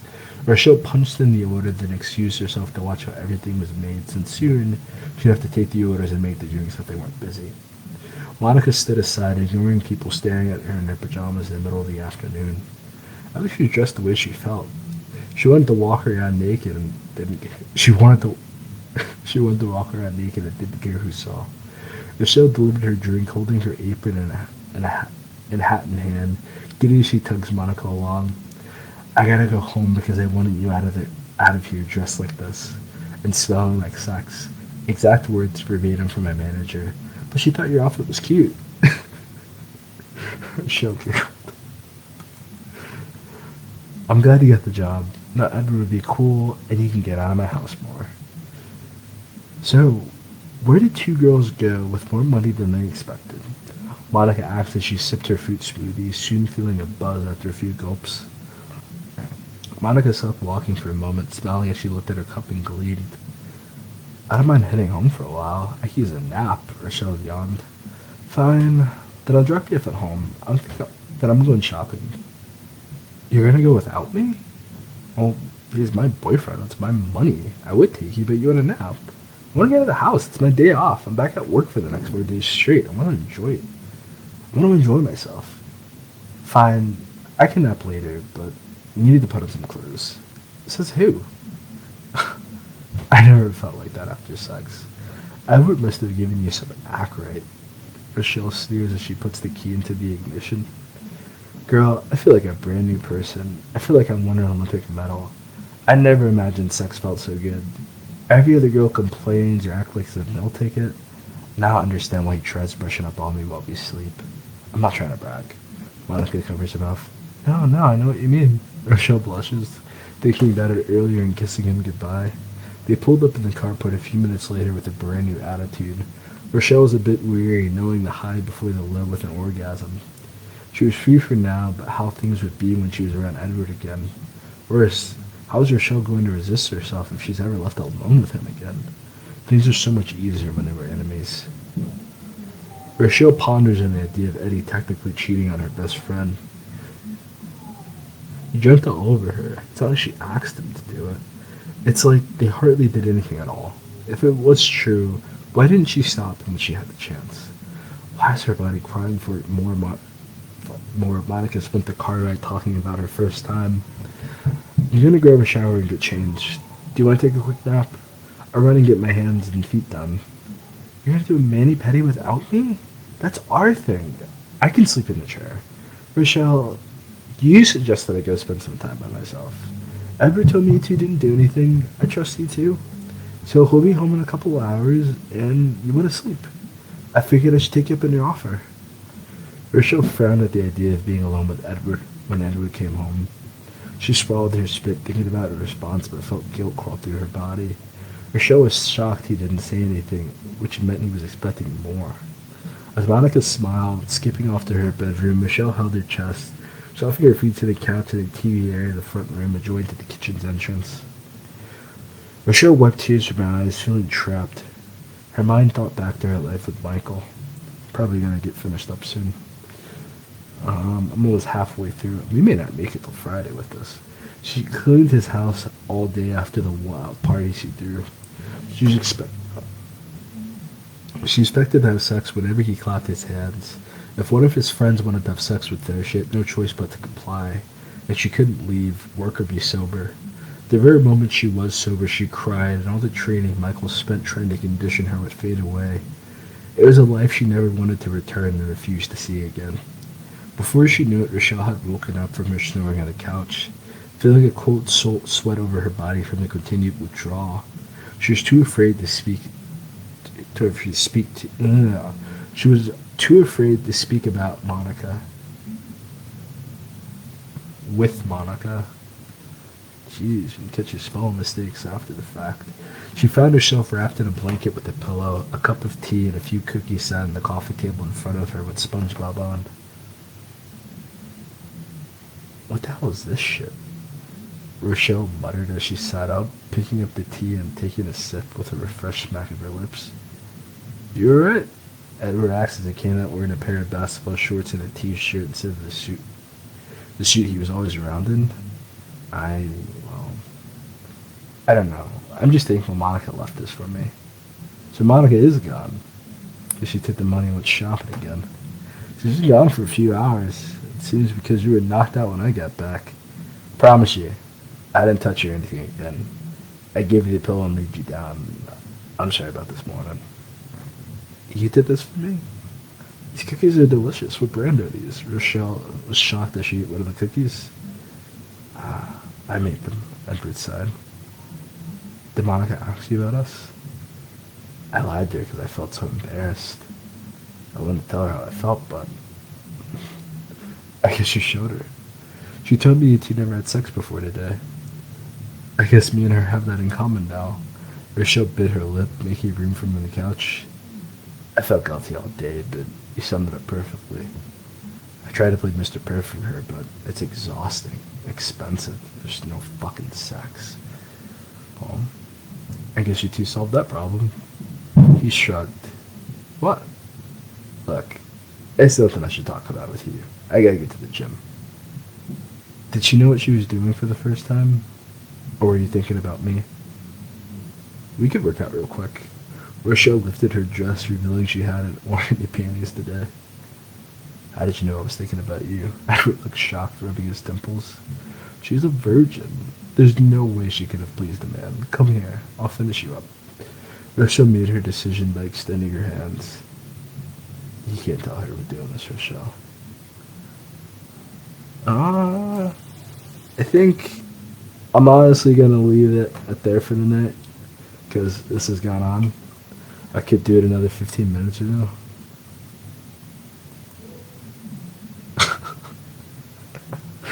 You're upstairs listening to this with my parents. That's crazy. You probably have headphones in or something. That's it for tonight. I'll be back tomorrow night or Friday. I only have like half a chapter. Like, halfway through the story right now. Honestly, this is like 17 pages in. I'm stopping where it gets spicy. For whoever might check it out tomorrow and continue this another time. And then I'll be off to reading a new story. So that is it for the night. Thank you all. God bless. Be well. And I hope you enjoyed it. So it's probably a good time just to tap into self and start focusing on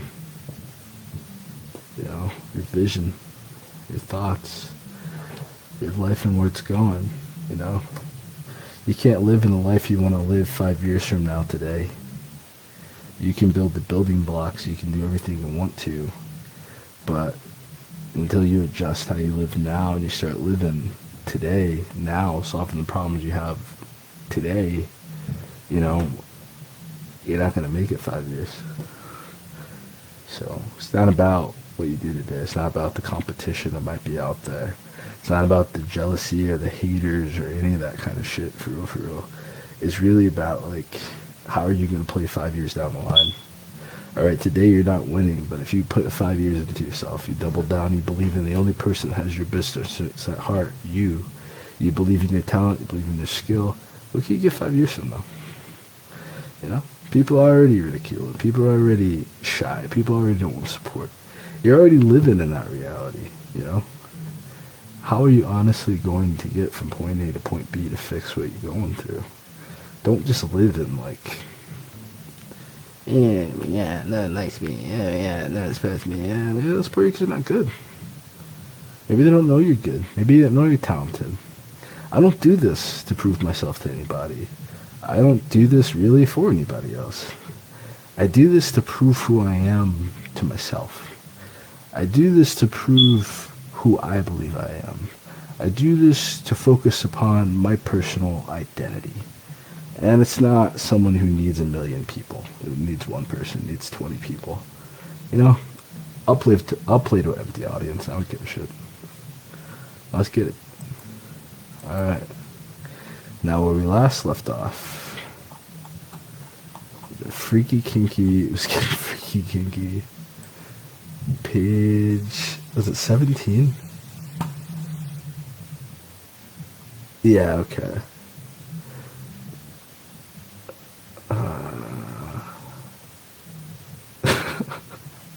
I don't mean to be so mature. I really don't, but I think I am. I think I'm only human, and I think I'm going to do what I can do best. Alright, let's get it.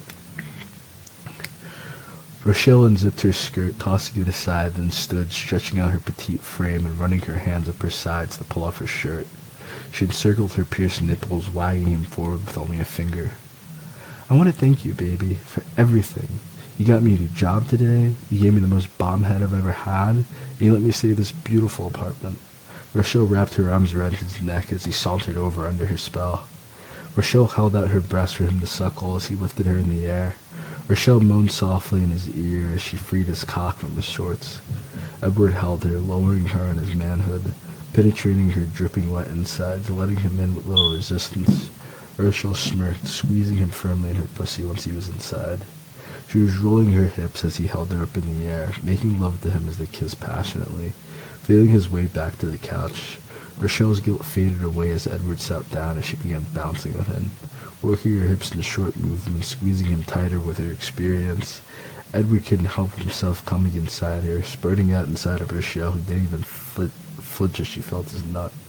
Rochelle smiled, kissing him softly, taking her time, laying on her back as his seed spilled out of her.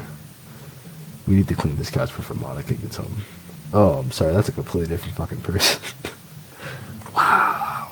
Edward's a monster. Hold on, let me get back in the frame of mind. Because I wrote it, but I forgot who was speaking. Rochelle smiled, kissing him softly, taking her time, lying on her back as his seed spilled out of her. We need to clean this couch before Monica gets home. Rochelle giggled as she saw how much was dripping out of her. Are you done? Edward asked, stroking his dick now that his first nut was gone. He's a monster. Rochelle swallowed in fear, thinking she had control over the situation. She was scheduled to take her birth control for another few hours and had been shaky the past week since she had been having sex. Rochelle looked at the white milky substance spurting from the rock-hard big cock. The rock-hard big black cock a few inches from her honey pot. Man, I was in the zone when I was writing this. Max was one nut, and then he took a nap. Rochelle closed her legs. I knew you weren't serious. That's good. Now I can head off to the gym. Edward sighed. Rochelle bit her lip, feeling her yummy begin to yearn for him as he tried to leave. If he had more to offer, then she was more than willing to accept all he had to give. I mean, it's your pussy, Daddy, Rochelle uttered, wondering how he would respond. Edward froze as Rochelle sat up on her knees, closing her eyes and opening her mouth. Edward swallowed, not even able to imagine Monica ever submitting so willingly. Put your ass in the air. Edward rubbed Rochelle's chin before sticking his thumb in her mouth. She sucked it slowly until letting him go. Yes, Daddy. Rochelle crawled to the arm of the couch, shaking her butt in the air. Fuck, you're dead ass serious. Edward marveled, looking over his shoulder. I'll do anything you want, Daddy. Rochelle reached between her legs, rubbing her pussy, waiting for him. Put your clothes on and go in your room, alright? Edward demanded much more authoritatively. Rochelle stopped, confused for a few seconds before standing up and grabbing her clothes off the floor. She blushed, moving slowly, not wanting to question, but wanting desperately to know why he was rejecting her after she gave herself to him. Rochelle looked over her shoulders a few times before realizing how easily they could have been found on the couch. He was scrubbing the sofa by the time she was dressed in only a t-shirt, smoking a blunt while waiting for him to join her. When she poked her head out of the room, he was heading off. Eddie, wait, what's wrong? Huh? Nothing's wrong.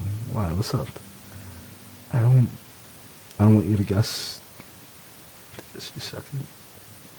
I think it's supposed to be I don't want you to second guess. I don't want you to second guess. That's like the awesome part about this too, is that you catch stuff you would have never caught otherwise. Like for real, for real. I say for real, like a lot. Edward rubbed his neck, putting the pieces together in his head slowly as he approaches Rochelle. He holds her tightly in his arms, embracing her close to his chest. Rochelle squeezed him, not wanting to let him go, feeling safe for the first time in years. She didn't believe tears were falling from her eyes. As they parted, Rochelle looked at him, knowing she would do anything for him. She tried to control, sobbing as he led her back to her bed, rubbing her back. You should get rest. Okay, baby girl? He kissed her forehead and tucked her in bed. Are you sure you don't want me? Rochelle asked. Of course I want you, but right now you need to focus on you need yourself more than I need sex. You're more than sex, even if it does feel amazing with you, Rochelle. Edward kisses her again as Rochelle pulls him into bed. Rochelle lies in her back, pulling his clothes off. She's incorrigible. Rochelle lies in her back, pulling his clothes off of him as he grabs her hips and begins to feel her walls. Rochelle kisses all over him as they make love in a missionary position. Rochelle's arms and legs were guiding him where he needed to go as they climaxed together. Rochelle smiled as she wiped the sweat from his face, giggling as he panted, rolling onto his back. Your pussy's amazing, Edward mused as he sat on the edge of the bed. Your cock's amazing, too. Best sex I've ever had. Rochelle hugged him from behind as she passed him the remainder of the blunt. Are you on birth control? He asked, feeling guilty even bringing it up. Rochelle grabbed her purse and took the bill right in front of him without water. She then slid between his legs and her knees, filling his mouth with his dick again. Rochelle's neck bobbed up and down, and she felt her cheeks fill with another nut, swallowing it before licking him clean to go free. Rochelle swelled with pride as he lay back down with her, wrapping her in his arms while they finished off her cigarette. Rochelle lets him go, feeling so tired she drifted off to sleep. Edward left her to head off for the gym, and after that he still has fucking more to go. What a fucking Chad. What a fucking lad, man. That guy's like just... That's what we all dream to be, man. A fucking stallion with the actual stallion, not like a castrated male horse. But like an uncastrated horse, like a bronco then? Whatever. Focus. When Rochelle woke up, her body felt tingly all over. She drifted off to the kitchen. Feeling compelled to cook, she danced into the kitchen in her t-shirt, surprised to find both were still out by the time she got done cutting her veggies and browning her keepsake. Rochelle was on the balcony for another hour, waiting for the beef stew to finish cooking. Edward was the first home. He came inside furious, with Monica following behind him, laughing hysterically. Edward came inside and went straight to the bedroom, slamming the door. Monica was falling over herself, laughing up a storm as she lay on the couch. Rochelle took her time, gathering her thoughts that wouldn't interfere. Rochelle pretended as if she couldn't hear anything until her phone timer went off, letting her know dinner was ready.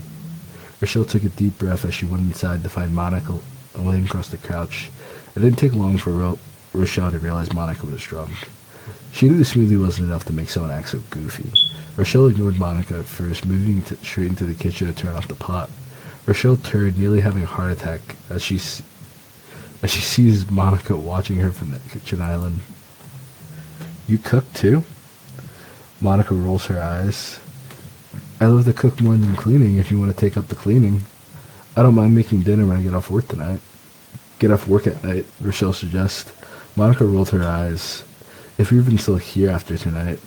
The bar had to call him to pick me up because apparently I was belligerent. You even went drinking without me? Well, I ran into Cassie and a few of her friends after I got my nails done.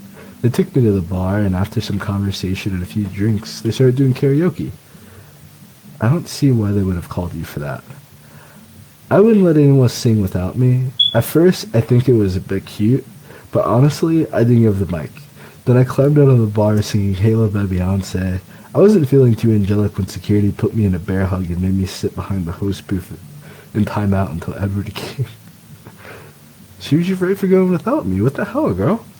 You got without me all the time, every single night. I do it once and you're both so mad? I'm more jealous than angry. I would have killed, get out the house too. Instead, I'm in here cooking for your man, doing your job. Rochelle crosses her arms over her chest. Well, you also don't pay rent, so it's the least you could do for us. Monica rolls her eyes. Monica's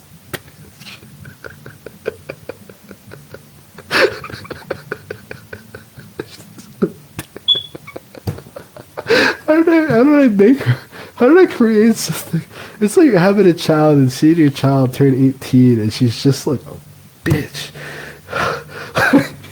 Like, damn, what kind of battery did I put in this girl to make her like this? Man, she's ruthless, man. She reminds me of a lot of people that I've met in real life, for real though. Oh, she calls her out for it. Good girl, Rochelle. You're such a jerk right now, Rochelle Gas. Is dinner ready? I need to eat before I puke again. He might kick us out. I threw up in his car. You puked in his BMW? Did you at least clean it out? He went on a long lecture about how expensive the car was and how much the upholstery would cost to clean. Whatever he took his money back.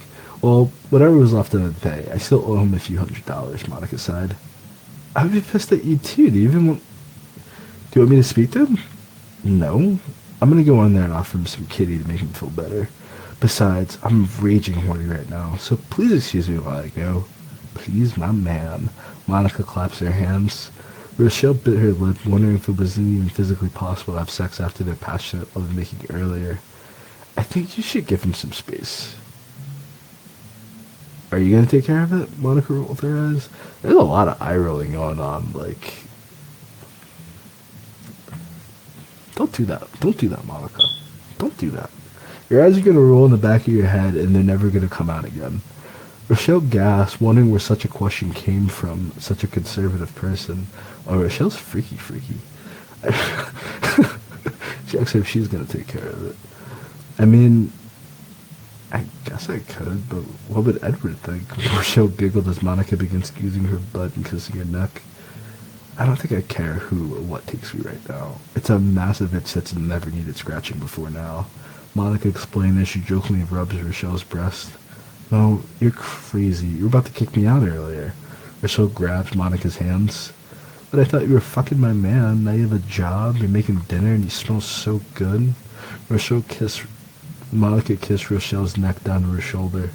Rochelle released Monica's hands as they reached between her legs and up her shirt. Monica twisted her nipple rings gently between her fingers. Rochelle looked back to speak, only meeting Monica's lips, tasting the apple tea on her tongue as it swam in her mouth. Rochelle was stunned by how much she enjoyed it. Her body was already in ecstasy. Now, with only her shirt on, Monica set her body on fire. Now, I know you've been faithful, and I feel so bad for what I did. Oh my god, Cassie and Bianca were telling me how they started dating?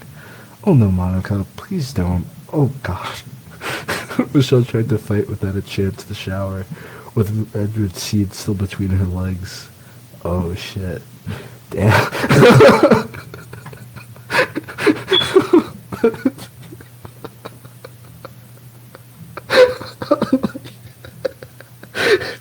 I feel like such a fucked up situation to be in. Holy shit. I know I wrote this back in April. So I remember the story. I don't remember all the nuances and all like the little bits. Like, that's great. Like, she's really trying to smash right now.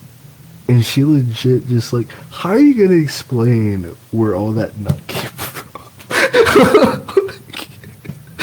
Like this, they literally just had sex like, I think like 3 or 4 times, like back to back to back.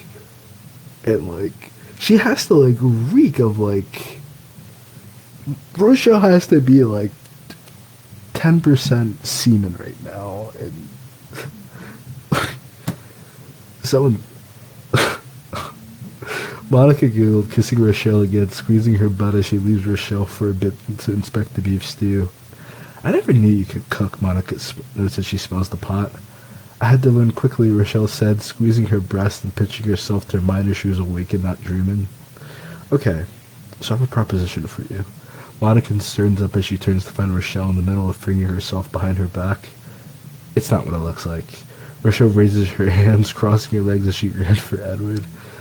If this beef stew is as good as it looks, I'm going to see if you taste as good as you look. Monica bops Rochelle on the nose, then gets a spoon from the drawer. Edward would find us. Do you think he would like you cheating on him with me? Monica tries to rationalize. Oh, like, you should be fucking talking. You brought up the idea of cheating. Maybe I was the smarter one to think of having you first. Monica dips the spoon inside the stew, staring it up, then having a quick taste. She closed her eyes, savoring the umami from the perfectly tender steak. Rochelle cursed herself, having made this stew with Edward in mind. Rochelle slowly backed out of the kitchen before Monica could turn around. Rochelle rushed to the bathroom, knowing there was little stopping Monica once there was an idea in her head. Rochelle sat in the toilet, hoping to clean up a bit before Monica came knocking. It was little use. Rochelle looked up, spotting the shower, and turned it on. Monica slowly opened the door, poking her head inside to check before she slipped inside, locking the door behind her. Monica quickly removed her sweatpants and baby tee, appreciating Rochelle's slim thick. I remember that was like the term of the century. Slim thick frame when she lowered. When she showered, not when she lowered, when she showered. Monica tapped on the glass, making sure Rochelle saw her before she joined her. Rochelle was curious how far Monica was willing to go. Monica trailed her fingers down Rochelle's backside, gently lifting her butt, then enjoying how it jiggled in the shower. Rochelle watched with a sudden appreciation for her own body as Monica explored her sides, grabbing her sea-cup breast before Monica held her head to Rochelle's bosom. I'm so sorry for earlier. You're my friend, and I should have never taken my anger out on you. Monica kissed Rochelle down her belly button. Crazy. Monica lipped Rochelle, tasting how her friends. Oh, comma. The power of punctuation. Monica licked, tasting her, comma. How her friends spoke about during their lunch date. Rochelle held her breath as Monica's warm tongue gently teased her labia and clitoris. Rochelle grabbed Monica by the throat, humping Monica's tongue while getting close to coming. Rochelle turned around, spreading her butt for Monica, who giggled as she crawled over. Rochelle bent over and Monica lifted her leg, giving her better access as Monica returned to feasting on Rochelle. Rochelle laughed at how Monica greedily sucked out her lips. Rochelle laid Monica down as the water rained down upon them. Rochelle slid a finger inside of Monica while sucking on her clitoris. His clitoris, that's crazy. Her clitoris. Monica gasped at how quickly Rochelle brought her to an orgasm. Rochelle swiftly switched between her tongue and her fingers, rubbing Monica's clitoris roughly as her tongue softly worked inside like a ravenous bear in a beehive. Rochelle lifted Monica clean, leaving her best friend paralyzed on the shower floor with the waters raining down on her closed eyes. Are you okay? Monica giggles, covering her mouth. I'm amazing. Thank you so much. Monica waves Rochelle along. You want some time to yourself? I'm gonna take a bath in the jacuzzi. Monica plugs up the tug as jets begin firing on her from all sides. I didn't know this was a jacuzzi too. Rochelle covered her mouth. Well, now you know. Get your self-care game up, girl. Monica teased, letting her body slowly float up as the water rises, too relaxed to be bothered. Rochelle giggled, backing out of the bathroom, leaving Monica to her bath.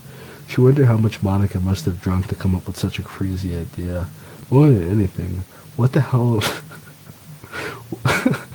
That's a good question. More than hell, what the hell was Cassie and Bianca talking about to put such an idea in our head? Rochelle lightly knocked on Edward and Monica's bedroom door. She wasn't surprised when he didn't respond. Probably thought it was Monica. Rochelle was shocked to find the door locked. Rochelle covered her mouth, backing up slowly as the thought of him being mad at her as well. Did you know what they did in the shower? Rochelle knocked a bit louder. It might take you a while for someone to answer. Edward chuckled, coming out from behind her with a bowl of stew. Oh, great. I just gotta let you know I cooked. Rochelle bit her lip as she nodded to his bowl, wondering what he thought. It's delicious. I had no idea you cook so well. It's been a month and you're cooking for the first time now? Edward pinched her cheek with his free hand, moving to kiss her, and she pulls away. What? Why does your breath smell like pussy? What? Why are you naked in the hallway, and why does your breath smell like pussy? He asked her. Rochelle was pissed at herself for her oversight. She walked right into it. Rochelle stammered. Rochelle, do I need to text Monica what happened? Please don't, okay? She was drunk. She had no idea what was going on. I'm super high. Please don't be mad. Who was better? He grinned. Rochelle blushed, poking him in the chest, too embarrassed to say it out loud. Alright, go brush your teeth. I guess I'll smoke with you two girls tonight, but you both need some mouthwash first. I'm gonna eat. She hugged him tight, burying her head in his chest and letting him go so she could shower alone. That's how you know Edward's a fucking cheater. Like, a cheater don't give a fuck when you cheat, man. Like a stone cold cheater, like, just does not give a fuck. I don't know if he's like a stone cold cheater. I didn't look that deep into it, but like, he just did not give a fuck to find that out. Like, he's probably just like, I don't know. Let's find out. Let's find out how Edward actually feels.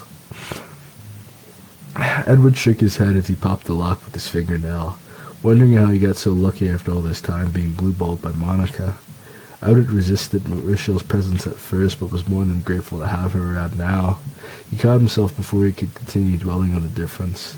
The more he thought of what he liked about Rochelle, his relationship began to sadden him. He felt Rochelle had everything Monica lacked and vice versa, but he couldn't decide what's more important. When sober, Monica was ambitious and dynamic. She worked full-time and ran a business on the side. However, there was no romance or passion in their relationship. Until recently, they weren't even having sex. Monica felt like a business partner or a roommate. Rochelle felt like freedom and fantasy. Though he felt any idea of a relationship came with a vast disparity in responsibility, he didn't feel comfortable entertaining. Monica was submissive, but Rochelle felt conditioned.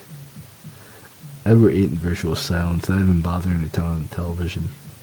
He felt haunted by his day and the critical conversation he had with Angela after Monica left, advising him to consider leaving his relationship before losing the best years of his life in abuse and neglect.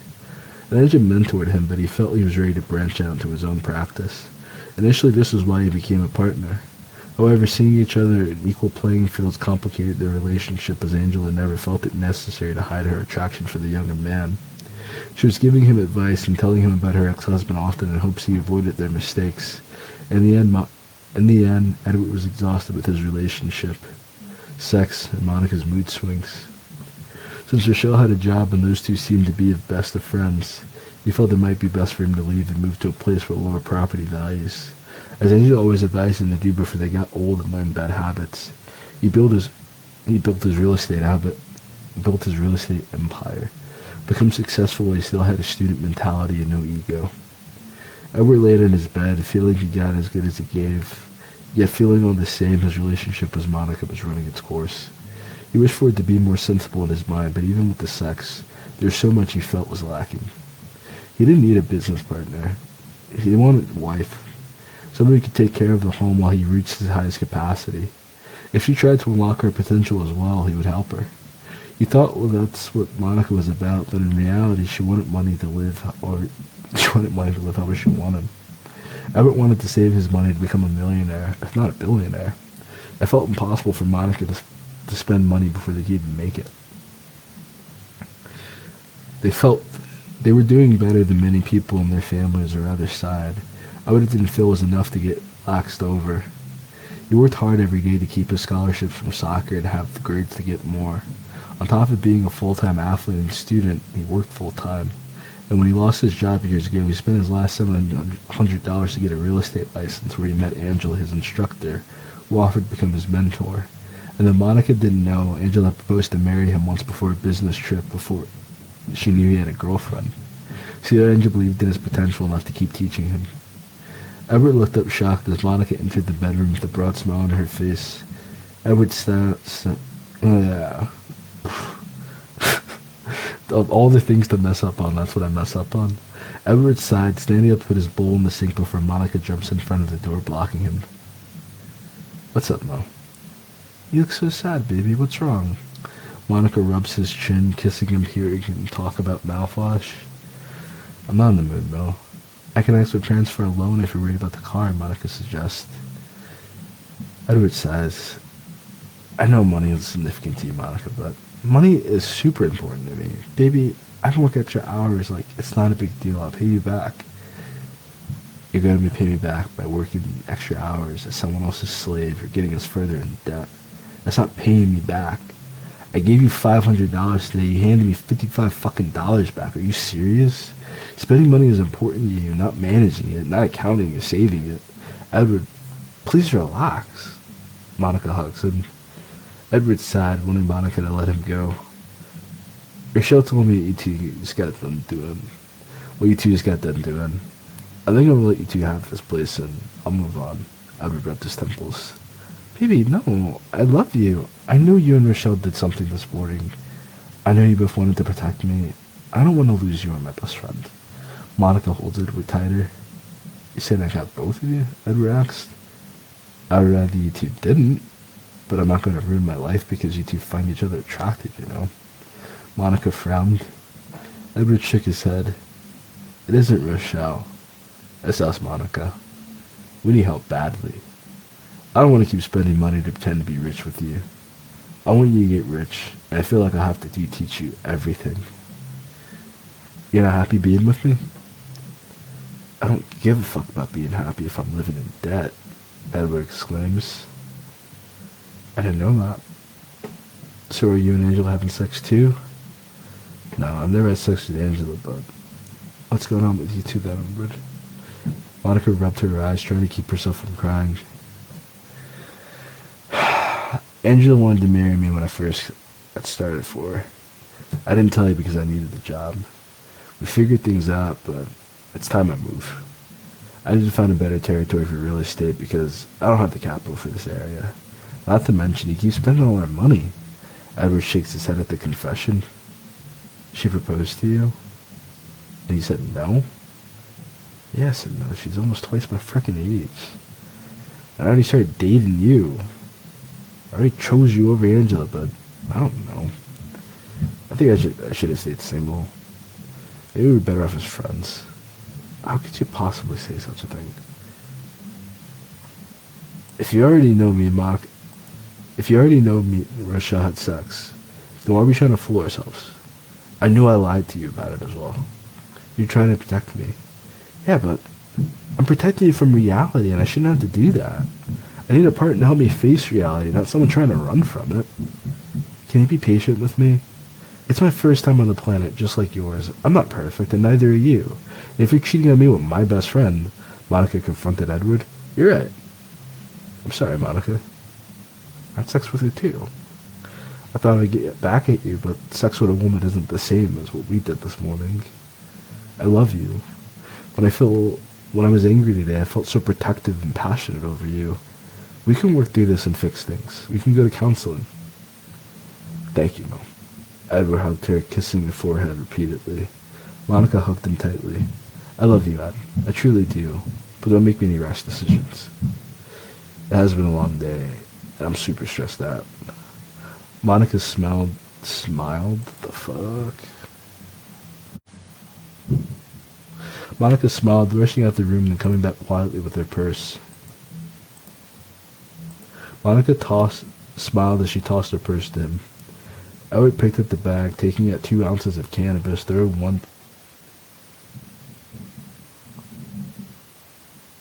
It's just like sometimes you just don't fucking know what you write. It's like you're just going, and it makes sense if you read it like 20 times, but you don't have to do that. I would have picked up the bag. Okay, first off, it was not Edward picked up the bag. There you go. That's how you edit it, people. Let's reread the edit. Let's reread the edit now. Monica smiled, rushing out the room, then coming back quickly with her purse. Sherry smiled. So this is when you use commas instead of using sentences. Monica smiled, rushing up the room, then coming back with her purse, taking out 2 ounces of cannabis, throwing one to Edward before setting the other aside. I got 2 for $300 when I was hanging out with Cassidy and Bianca. Cassidy works for a dispensary, so she has a hookup. She bought a bunch for a little, so I guess you can sell one and we can smoke the other. Edward chuckled, remembering the early days of their relationship when they first met. He hadn't sold drugs since they got serious.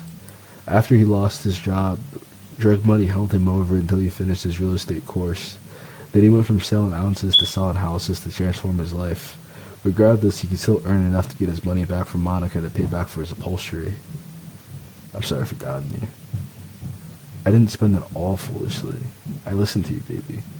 Monica hugs him, not wanting to let him go. I understand, Monica, and I apologize for getting so angry. And I'm sorry for having sex with Rochelle and lying about it. Edward held his head in shame. Did you enjoy it? Edward sighed, not wanting to answer honestly. So, yes. We had sex a few times today because it felt so good, he confessed. I could taste your dick when I was eating her pussy. I could tell you two had been busy. She started to come inside her. Monica kissed his neck. What are you doing? At first I was angry, but he tasted so good inside of her I couldn't help but get horny thinking about the two of you. Monica teased, reaching around his waist, gripping his cock in her hand. Man, there's a lot of fucking in this. Whoa. Relax, you're tickling me. Edward chuckles as Monica kisses down his neck. Better than chopping off your dick, right? Monica teased, giving him a bit of space as he gathered his thoughts. I'm sorry about Rochelle. It happened out of nowhere. I'm even more miserable. I've been working with Angela this time. I've never let her out anything. I've been entirely platonic. Rochelle is just hot. Well, you're both gorgeous. I don't find her more attractive than you, but I can't resist myself either. I think the feeling is mutual between us. I don't think I could have survived without telling you the truth. How do you feel about Rochelle?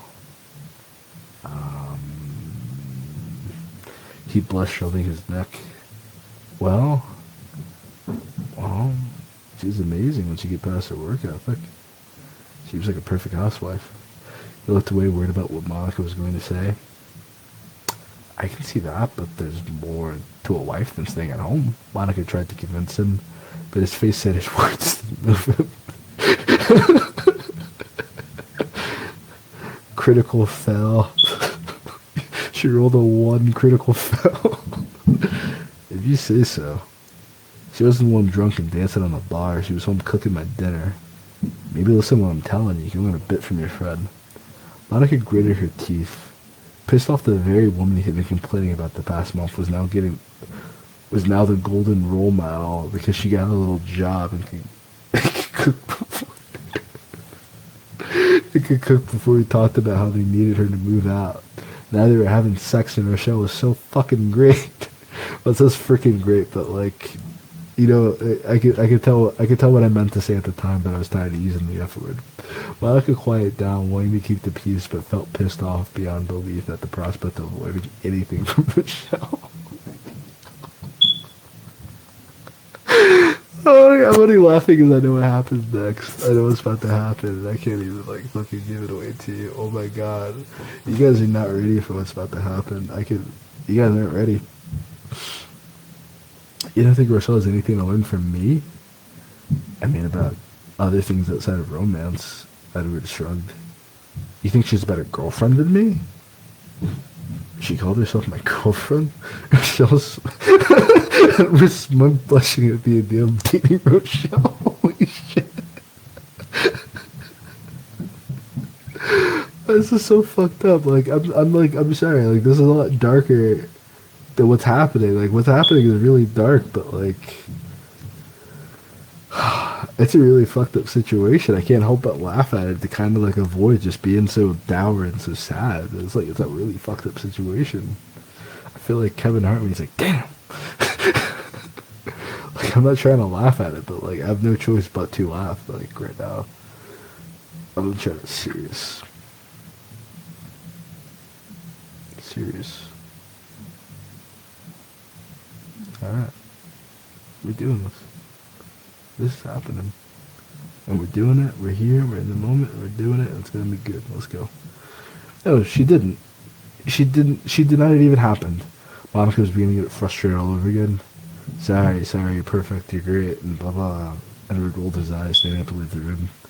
Monica swallowed her pride, knowing before Rochelle moved in, they argued continuously.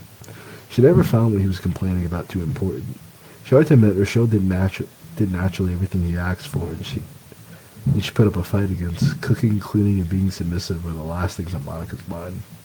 Even though Edward earned twice the amount she did, she felt like she needed to get her point across. He called her arguing for no reason and would usually leave her alone as he did now.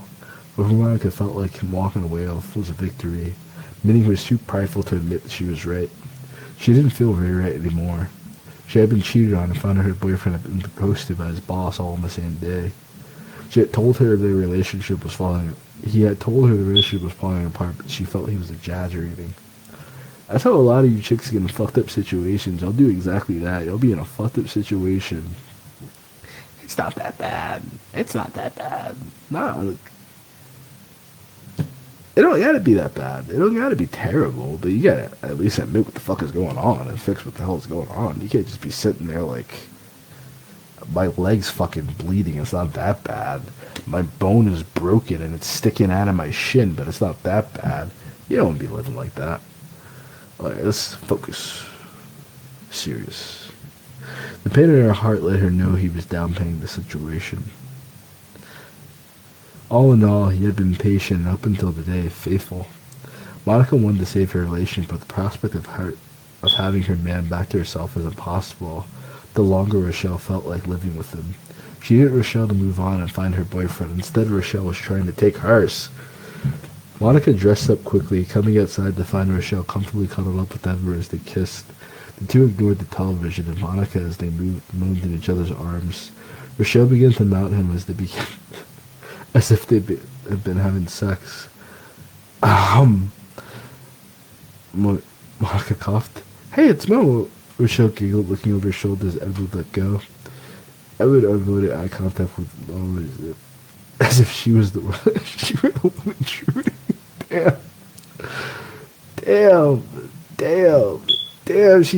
She took her whole man.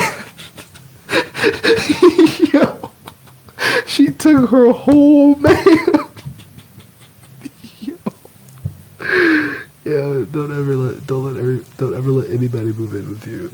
I don't give a fuck. Like, no one is ever moving in with me. You can take that shit somewhere. You can call me whatever the fuck you need to call me. I don't give a fuck. You're not moving in with me. You can show up at my fucking doorstep. I'm gonna talk to you outside. Like, you're gonna fucking go somewhere. No. She took her whole dude. Edward avoided eye contact with Mo as if she were the one that was intruding. Monica swallowed as the only person happy to see her was the same woman she felt resentment toward. Yeah, you do too much better if that's the case. Despite having sex in the shower after hearing from Edward, Monica felt angrier that she had been in the morning. Hey, Monica says flatly, sitting between the two, only for Rochelle to attempt reaching under Monica's shirt. Monica jerked away, glaring at Rochelle as if she had lost her mind. What? You were just touching all over me. He wants to date you instead of me, Monica wailed as tears filled her eyes. I didn't say that, Edward snapped. Monica fell into Rochelle's arms crying. She finally felt the weight from a relationship on her shoulders. Rochelle held Monica's head, brushing her hair and making soothing hushes as she clung to Monica. I was only saying you two can learn a lot from each other. You're like two missing pieces, like opposites. Rochelle has everything you don't, and vice versa. I think you two complete the other one. I don't have a preference. That's even worse. Honestly, now that you have a job, Rochelle, I was going to move out and let you two keep the apartment. A week earlier, Rochelle would have been thrilled to hear he was leaving, after facing the deep lust she felt for him. The idea was like being smacked in the face. Rochelle was quiet as the frown consumed her face. Rochelle clutched him tighter, surprising Monica with her compassion for a man she tried so hard to break her up with. But she felt she saw why. If I can't have him, no one can. Monica talked me out of it somewhat. I still have to move, but maybe I'll have to drop everything to move. Why are you moving? Rochelle whined, irritating Monica to no end, though she could hardly help herself. Well, a lot of reasons, but to be genuine, real estate in this area is overpriced for no good reason other than getting away from riffraff and the large bodies of water people clamber over. It doesn't matter about the homeless, people who use the residents are drifting in. I want to get to an area before it's gentrified. So maybe I can ensure a few families have homes. If I do good my first year solo, maybe help a few hundred families. You quitting the job with Angela? Well, I was going to leave to marry you, but you don't seem ready. Edward sighed. We're only in our 20s, Ed. Well then, you have more time to find another partner. But I'm not going to be married. I don't have to argue with you or have you pop up in my jobs. At this point, I have to leave. The couple called back saying how unprofessional and deplorable I had been dealing with them, and how disrespectful it was I rushed them off. I didn't lose my job, but might as well have after today. I told you not to go down there, Rochelle sighed, losing her ride to work every day. So you don't have a job? I don't have an office anymore. I was told to take a vacation and sort out my home life. Edward's eyes teared up with frustration. Oh, don't cry, Eddie. Rochelle hugs him tightly. Monica felt her body burning with regret as she looked at her best friend consoling her boyfriend. It seemed natural for Rochelle as she laid her chin on his shoulder and whispered sweet nothings in his ear. Edward's tears slowed, but he excused himself as he tried to gather his breath and thoughts. Monica sat quietly, trying to pull herself together mentally, wondering why she couldn't have waited for a moment like now to ask them. She half presumed they were already keeping it a secret from her as she tried to play it off. Now her anger was only exceeded by the immense guilt built up in her gut. Are you okay, Monica? I didn't mean to disrespect your house. I feel like I fucked up everything. Rochelle's shoulders fell as she tried to regain her composure. I did it to myself by even fucking around with you. Oh, this is Edward. I was gonna say, like, that's some cold-hearted shit for, like, Monica to say, but no, it was Edward. That makes it a little bit more, like, he's the honest guy for that.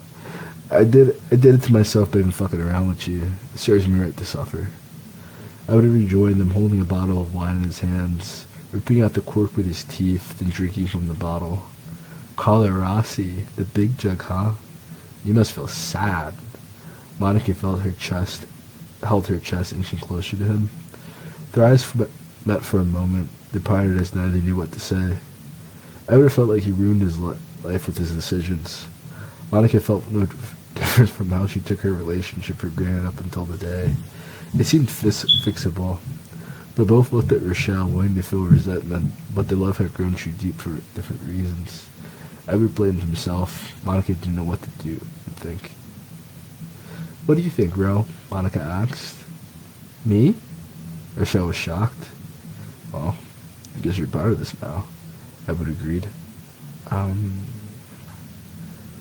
guess I'm super sorry for my part in all this, and I didn't even know Edward liked me or found me attractive. I thought you're beautiful, but I don't give a fuck about shit like that. Excuse my language, but I couldn't care less about how someone looks as long as they have character and merit. However, you are gorgeous. I've been having issues from work and wanted to leave for a while. With you showing up, I felt forced to stay longer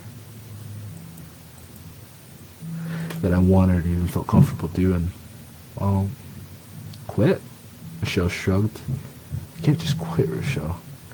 Well, then put your 1 month notice, then quit. And if you're going to put in your notice, don't run away from your office. Stand your ground. You don't have at-home issues. Monica loves you to death. Other than that, I think you can find some areas here that you can afford to do some wholesaling. You already have a real estate background and want to go solo. I mean, I would rather know I was sleeping with some guy who had his own real estate company than feeling like he was miserable at his job. Rochelle assured him she plans to keep fucking. You see, the psychology there is that she plans to keep having sex with him. Shanna, like, so women do. Women have a vision for you, and they're constantly trying to shove you inside of this vision. And it's like you got day by day. You got day by day. You got to get through the first day before you can get through the 5-year mark. How do I fix my relationship? Let's jump back in it. How do I fix my relationship? This is the best sex I've ever had, and your apartment is literal heaven. Girl, you need to learn how to enjoy what you have instead of what you don't. You're not a lesbian, so I suggest you start having sex with your boyfriend. I'm not going to say you're lucky it was me he was fucking, because today I thought I would never speak to you again, but I wouldn't have been surprised if it wasn't eventually another woman. I felt like Eddie was waiting for some pussy for a while, and he took it the first chance he got. I'm not complaining, but I wouldn't have wanted to lose my friendship over this morning. This afternoon, if you would have walked in on us, we were just going to have to fight.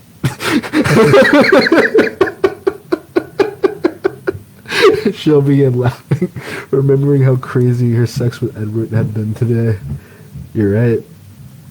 I mean, Ed should learn to just keep his dick in his pants.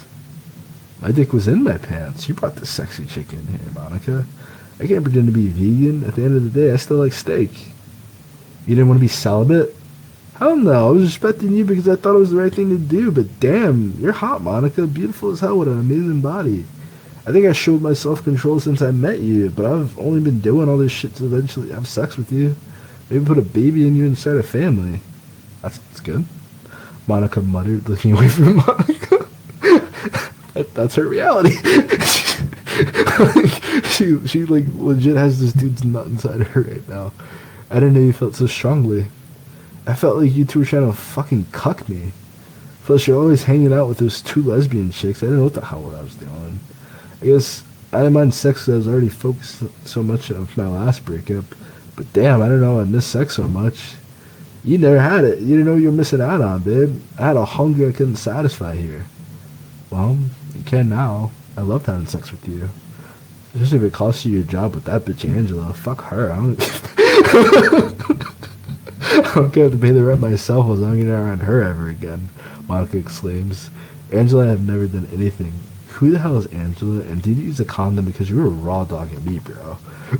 Rochelle hugged herself, wondering if she got herself in a more complicated situation. His boss proposed to him. Bro, that's so freaking awkward. And it was a woman proposing to you? Edward rubbed the bridge of his lip. Look, you didn't go through it, and I don't want to fucking remember it. We took a business trip somewhere where you could get married extremely easily. She had a ring ready and told me her plan. I told her I already have a girlfriend. Then my work life became a living hell on earth. You can sue for sexual harassment, can't you? She never texted me sexually. I'm pretty sure torture at work because you declined a wedding proposal is the definition of quid pro quo. Like, Rochelle's smart. Rochelle rubbed her chin. She's not like... It's just awkward working with someone who wants to make you happy while living with someone who wants you to make them happy. It's just hard. Alright, she's a great partner and boss. She taught me a lot. I don't resent her. You resent me. Monica grinds her teeth. What was going on before I moved in? Rochelle asked. We fought all the time, and he worked all the time. To get away from me, I'm finding out. It's because you're damn expensive and I don't use your money for things you want. Well, what do you mean by that? Rochelle wondered. Things like her hair, nails, getting shopping, makeup. I can't complain about all those things. I couldn't complain about any of those things. She keeps claiming she's got it from me. It's not going... I'm going to go dreadlocks this show. I'm going to go dreadlocks this show. It's all bullshit. BT dub Edward's black the whole way through. The whole time Edward's black. Edward threw his hands up. You don't want your woman to look good, Monica rolls her eyes. I want her to treat me properly, Edward rebuttals fiercely as if he had reached his breaking point. Rochelle held out a blunt to Edward, urging him to take a hit and relax with her eyes alone. Edward relented, leaning back on the couch, sparking at the blood. He took a long draw, exhaling through his mouth, inhaling the smoke through his nose, holding it as he meditated on his following words. As he released the smoke, he shook his head, tired of talking and ready for action. He held the blood out to Monica, tossing the ball in her court. Monica held up her hand for a second, rejecting it until she saw him not hesitate to pass it back to Rochelle, as though he predicted Monica's reaction. Edward let out an exasperated sigh, standing at the head back for the bedroom. Monica, you wanted to smoke earlier. What's wrong now? Well, finding out my boyfriend hates me. I don't hate you. I thought you hated me. I love you. I love you too, but you're doing a terrible job at it. But we're doing a terrible job at it, Edward sighed, accepting Rochelle's hand as she pulled it back down. You two make a great couple. Rochelle notes as she extends the book to Monica. Monica was hesitant, but accepted it all the same. I feel the same looking at you two cuddling together. Monica rolled her eyes, taking a much-needed inhale before exhaling deeply. Rochelle noticed how she was laying up with Edward, his arms curling around her waist as Rochelle wore a shirt without a bra or panties. Rochelle blushed, knowing there was no longer any way to hide her relationship with Edward from Monica. Rochelle bit her lips, laying on her back and spreading her legs before Edward, wondering how he would react. Edward chuckled, lifting Rochelle's legs as he began to lap at her pussy. Monica covered her gaping mouth as she watched Edward mousily work at Rochelle's clitoris and labia in single strokes of his tongue. You gotta be masterful to do shit like that, for real, for real. Why do you see... Watch. Do you see how good he is at it? Rochelle moaned as she arched her back. Monica gulped as she watched Rochelle choking her screams, beginning to fall off the couch as her body tightened for a brief moment. Edward finally let her go, chuckling at his handiwork as Rochelle picked herself up from the floor. Monica was quiet as Edward reached for the blunt. Sorry, let me go to the bathroom first and wash my face. You two are down. We could probably make some cookies. Oh, good. I love cookies. What kind are you making? We're going to make those cookies that make you feel like you're on the moon. Edward calls back as the bathroom doors were closed. Rochelle rolled her eyes before giggling. Look over to Monica. I knew what he meant, but I was asking what flavor. Do you want to help me grind this weed up? Rochelle down on her knees, grabbing one of the grinders in the drawer with the coffee table before pouring some weed inside. Rochelle looked up to watch Monica staring at her motionless as Rochelle carried along. Rochelle dumped the pile down before bumping more inside. She looked up to speak, but noticed a slight change in Monica's lips curled downward. Rochelle coughed lightly, and checked to see if Edward was coming back. But soon, before dropping the grinder and moving to the kitchen, Rochelle did her best to ignore Monica, gathering the baking slides, looking around for the kitchen for flour, sugar, baking soda, and scouring the place for chocolate chips and brown sugar. Rochelle smiled, gleaming with herself as she collected everything she needed. As she went to grab a few metal bowls, she spotted the butcher's block. She did the dishes, so there's no reason why a knife should be missing. Rochelle turned and jumped back quietly, narrowly avoiding Monica attempting to cut her with a butcher's knife. Rochelle swatted the blade out of Monica's hand with the metal blow, then she jumped onto Monica, holding her down. Get off of me! Get off! Monica screamed. Edward busted through the bathroom door, rushing to jump onto them, prying the two apart. He tossed Rochelle back as he clutched Monica, lifting her in his arms. Rochelle, what the hell are you doing to her? Edward roared. She tried to stab me. Rochelle screams out before Monica could speak. You lying bitch. She tried to stab me in the back, Rochelle pleaded. Edward, we have to kill her. We can't trust her in our house tonight. She tried to kill me, Monica continued, egging him on. Edward looked at Rochelle in horror. Edward, turn around. You need to move, Rochelle pleads. What? Edward fell quickly to his knees. He felt his stomach, looking up to Rochelle, feeling no wound, but he felt bleeding. The warm blood pouring down his back into his pants as Monica pulled out the blade, walking over to Rochelle.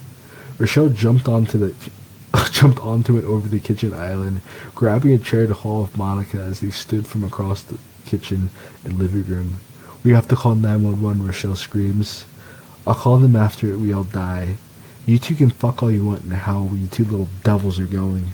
Monica, Monica smiles as she steps over Edward's body, moving for Rochelle. Rochelle fainted, as if she would swing the metal bar so Monica's face, then threw the chair with all her force at Monica's legs.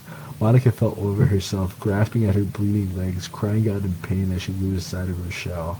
Rochelle was dragging Edward through the hallway with desperation painted on her face as she made eye contact with Monica. Monica began crawling like a Navy SEAL after the two until Rochelle drops Edward in the middle of the hallway. Help me! Help me!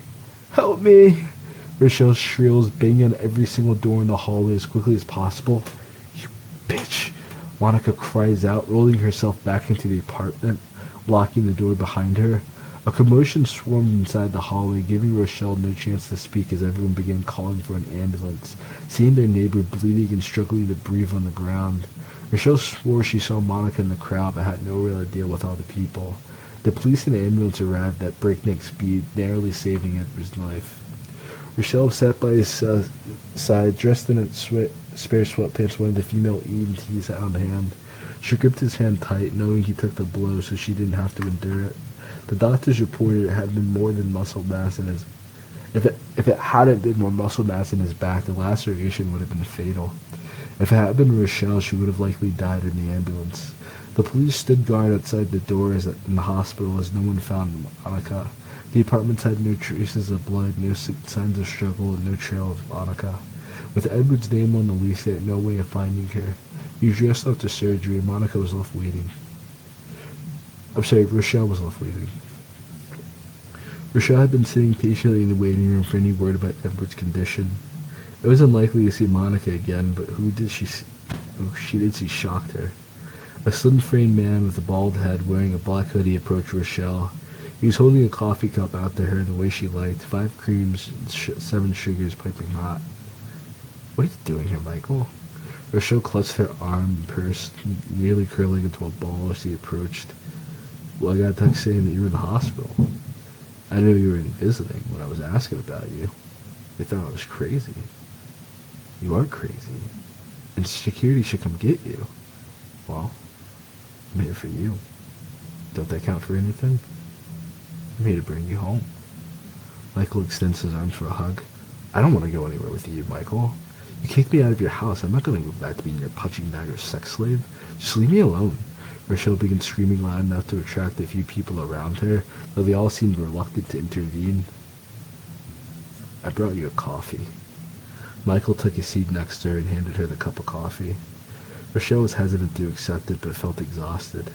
There was no way she would be able to stay awake without some caffeine. Rochelle took a sigh, knowing if Michael was sober, he was usually tolerable, and he seemed coherent. She accepted the coffee, though it tasted slightly funny and familiar. Rochelle tried to set the cup down, but Michael placed a finger on the bottom, tilting it up. Maybe a long night. You're going to want all of it, right? Michael sneered as Rochelle's head fell over quietly. Michael noticed the nurse approaching, quickly raising her hood, attempting to move away. The nurse didn't want to... This is fucked. The nurse didn't want to wake after all she had been through, but didn't recognize the man. The way that Rochelle had slept unnatural and uncomfortable, as if she had simply fallen. Where did you get this cup from? She's drinking some coffee. I mean, I eat here every day for all my meals. How is she able to find this cup at the cafe 2 buildings away? She hasn't left this seat since her boyfriend went to surgery. Well, you're the nurse. Do you know this woman? Nah. But I suggest you check on her if you want her to live. Did you do this? The nurse screams as she... Did you do this? The nurse screams as she checks Rochelle's pulse. Feeling its muted response, she turned her head, finding the hooded figure walking briskly down the hallway. Security! He poisoned that woman! An older woman screamed out, repeatedly waving her cane in the air wildly as Michael attempted to escape. 2 large security guards blocked off his exit, leaving the 40-year-old man to double on his heels, beginning to run the other way. One officer pursued the chase as the officer set up an alarm, locking the door in the ICU, blocking Michael's escape, causing him to run full force into the magnetically locked door. Fuck! Michael belted out, clutching his shoulder, then wincing as the back of his head smacked against the ground. The guards handcuffed him and carried him off. Wait, wait, the nurse sprinted up. We apprehended the suspect. Time to take him into questioning, one of the guards states, tugging Michael along. Wait, what poison did he use? What poison is it? The nurse pleaded. Mike smiled. Her favorite. What? The nurse tightened her fist, slapping him across the face. Hey. Michael jerks against his handcuffs. The guard takes turns punching Michael until he was flat against the ground. He crests his feet into the cement as the nurse kneels into his level to ask him the question again. What poison did you use? She demands. All right, I'll tell you the truth, boys. I used my favorite, not hers. Michael chuckled as they continued to beat him. The nurse felt around his pockets, feeling a vial in his pockets, then rushing to toxicology. To toxicology, as the other nurses and doctors rushed Rochelle to the ICU. It was difficult to rationalize how a man could poison a girl. She was far more disturbed as to how he had even found her alone in the hospital. Someone must have told him, but whom? Edward was getting out of surgery. He opened his eyes, expecting to see Rochelle waiting for him. Instead, he finds the worried nurse pacing back and forth as she tried to find the words to tell him his girlfriend was dying. Yet he was recovering from surgery and likely wouldn't get to say goodbye, since he was bedridden. That's sad. The nurse swallowed, looking into Edward's teary-brown eyes, already feeling the bad news. You didn't forget a scalpel or anything inside me, did you? His eyes questioned her frown. No, someone poisoned your girlfriend. She's in critical condition from chloroform poison ingestion, and there's a 90% chance she won't make it back. Oh, God, no. Not Monica. How did it happen? He screamed out tearfully. I didn't believe her name was Monica. It happened in the waiting room. Everything happened so fast, but the man's apprehended. Does the name Michael mean anything to you? That was Rochelle's ex-boyfriend. Yes, Rochelle. That was the woman's name. Michael poisoned Rochelle? Edward growled deep in his throat, tearing the blankets off him. What are you doing? Rochelle shouts. Take him to that bastard now, Edward demands. He's already in custody. Please relax, sir. The doctors haven't finished their diagnosis, and I'm not allowed to speak about someone else's medical record. The nurse pleads. Tears swelled in Edward's eyes, feeling so guilty for his actions.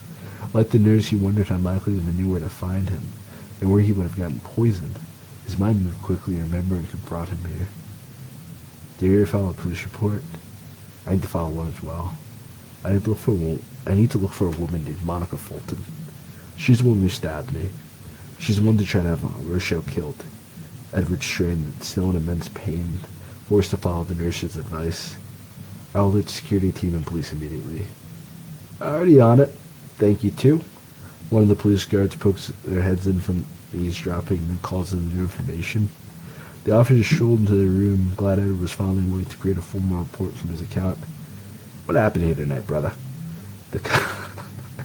Imagine like a big, bushy, white cop. What's up, my nigga? What's going on here? Small. I might change his voice next time I say it. Take out a small spread on the notebook. My girlfriend tried to kill her best friend and me. I had sex with her friend this morning and she didn't take it well. She saw us after. We thought she calmed down and we thought she was open to the idea. Then I was bleeding on the floor, being dragged out of the apartment by Rochelle. I thought I was dead for sure. I've been recalled everything. I hate to say you two got what was coming to you. This is much more normal for us than you might like to think. The officer jots it down, then leans close to Edward. But I saw you had a girlfriend. I get it, bud. We'll find who did it. Edward sulked as he thought about how his dick almost killed him. He lay in bed, contemplating his move to a new state. It seemed inevitable now. He asked her to help him to Rochelle's side. If he couldn't save her, he at least thought he should be by her side. After waiting a while for a wheelchair, he was escorted to her side, promising to take her with him if she survived, promising he would make it right by marrying her and having kids together. Even if he had to work while she stayed home to recover, he held hold her hand to his cheek, sobbing the entire night as she fought for her life. Was it right for them to suffer? And I guess that's the central question in all this was, is it right for them to suffer? Is it right for someone to have to go through that pain, to go through that suffering? I think maybe. Definitely maybe. But I appreciate it. I had an amazing time doing this. And, great book. I said I would also do Friday.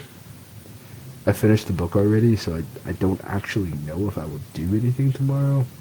Just to be like 1,000% honest, I may not do this tomorrow. But if I do, I'm probably going to read something from Wattpad. And then next week, maybe the week after next, like once I finish writing Divine Intercession, I have to write episode 9, and then after episode 9, the season's done.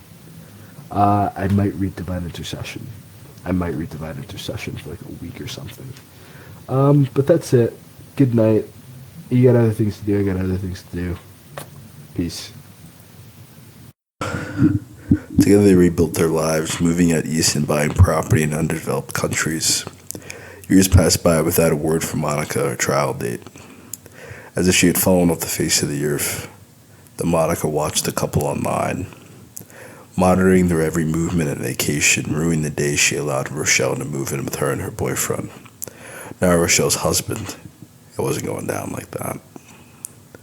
Edward watched Rochelle's garden in his backyard while their daughter Maxine played in the dirt and shrubs. Edward stared musingly until a phone call rang on his phone. "Hey, Newton Real Estate. Edward speaking. How can I help you?" he greets. "I'm looking for a home in Palisades Park. Can you help me?" "Monica?" Edward swallowed, feeling the wound in his back all over again. He hung up the phone, wondering how she'd even gotten the number. Edward rushed to his daughter and wife, hurrying them inside to discover Monica. Her hair grew out wild, matted, and her eyes sullen as though she hadn't slept since the day of the event. Edward pushed his family behind them. "What's all this about?" he asked. "This? All this should be mine. It should have been my life. You stole it all, Rochelle." Monica smelled of gasoline. The entire first floor smelled of gasoline. Rochelle watched Edward, attempting to talk to her deranged friend with no interest in dying today. Rochelle took a running start, bulldozing Monica while she was distracted, kicking and elbowing Monica until she could wrestle control of her arms. Monica did her best to fight back as Edward called the police. "No, no," Monica cried out. "What do you mean no? You tried to kill me twice," Edward exclaims. "Not you, baby. I love you, baby. I always loved you, and I always will. Her. I'm trying to kill her."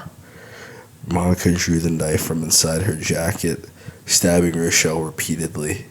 Edward moved Monica away, and Monica stabbed him in the neck.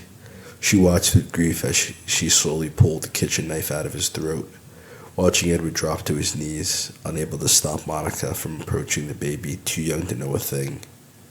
Monica clutched the girl in her arms, lovingly, nuzzling her nose. "Oh, my sweet Maxine, you look just like your father," Monica sings, walking out of the house, leaving the couple to the growing conflagration.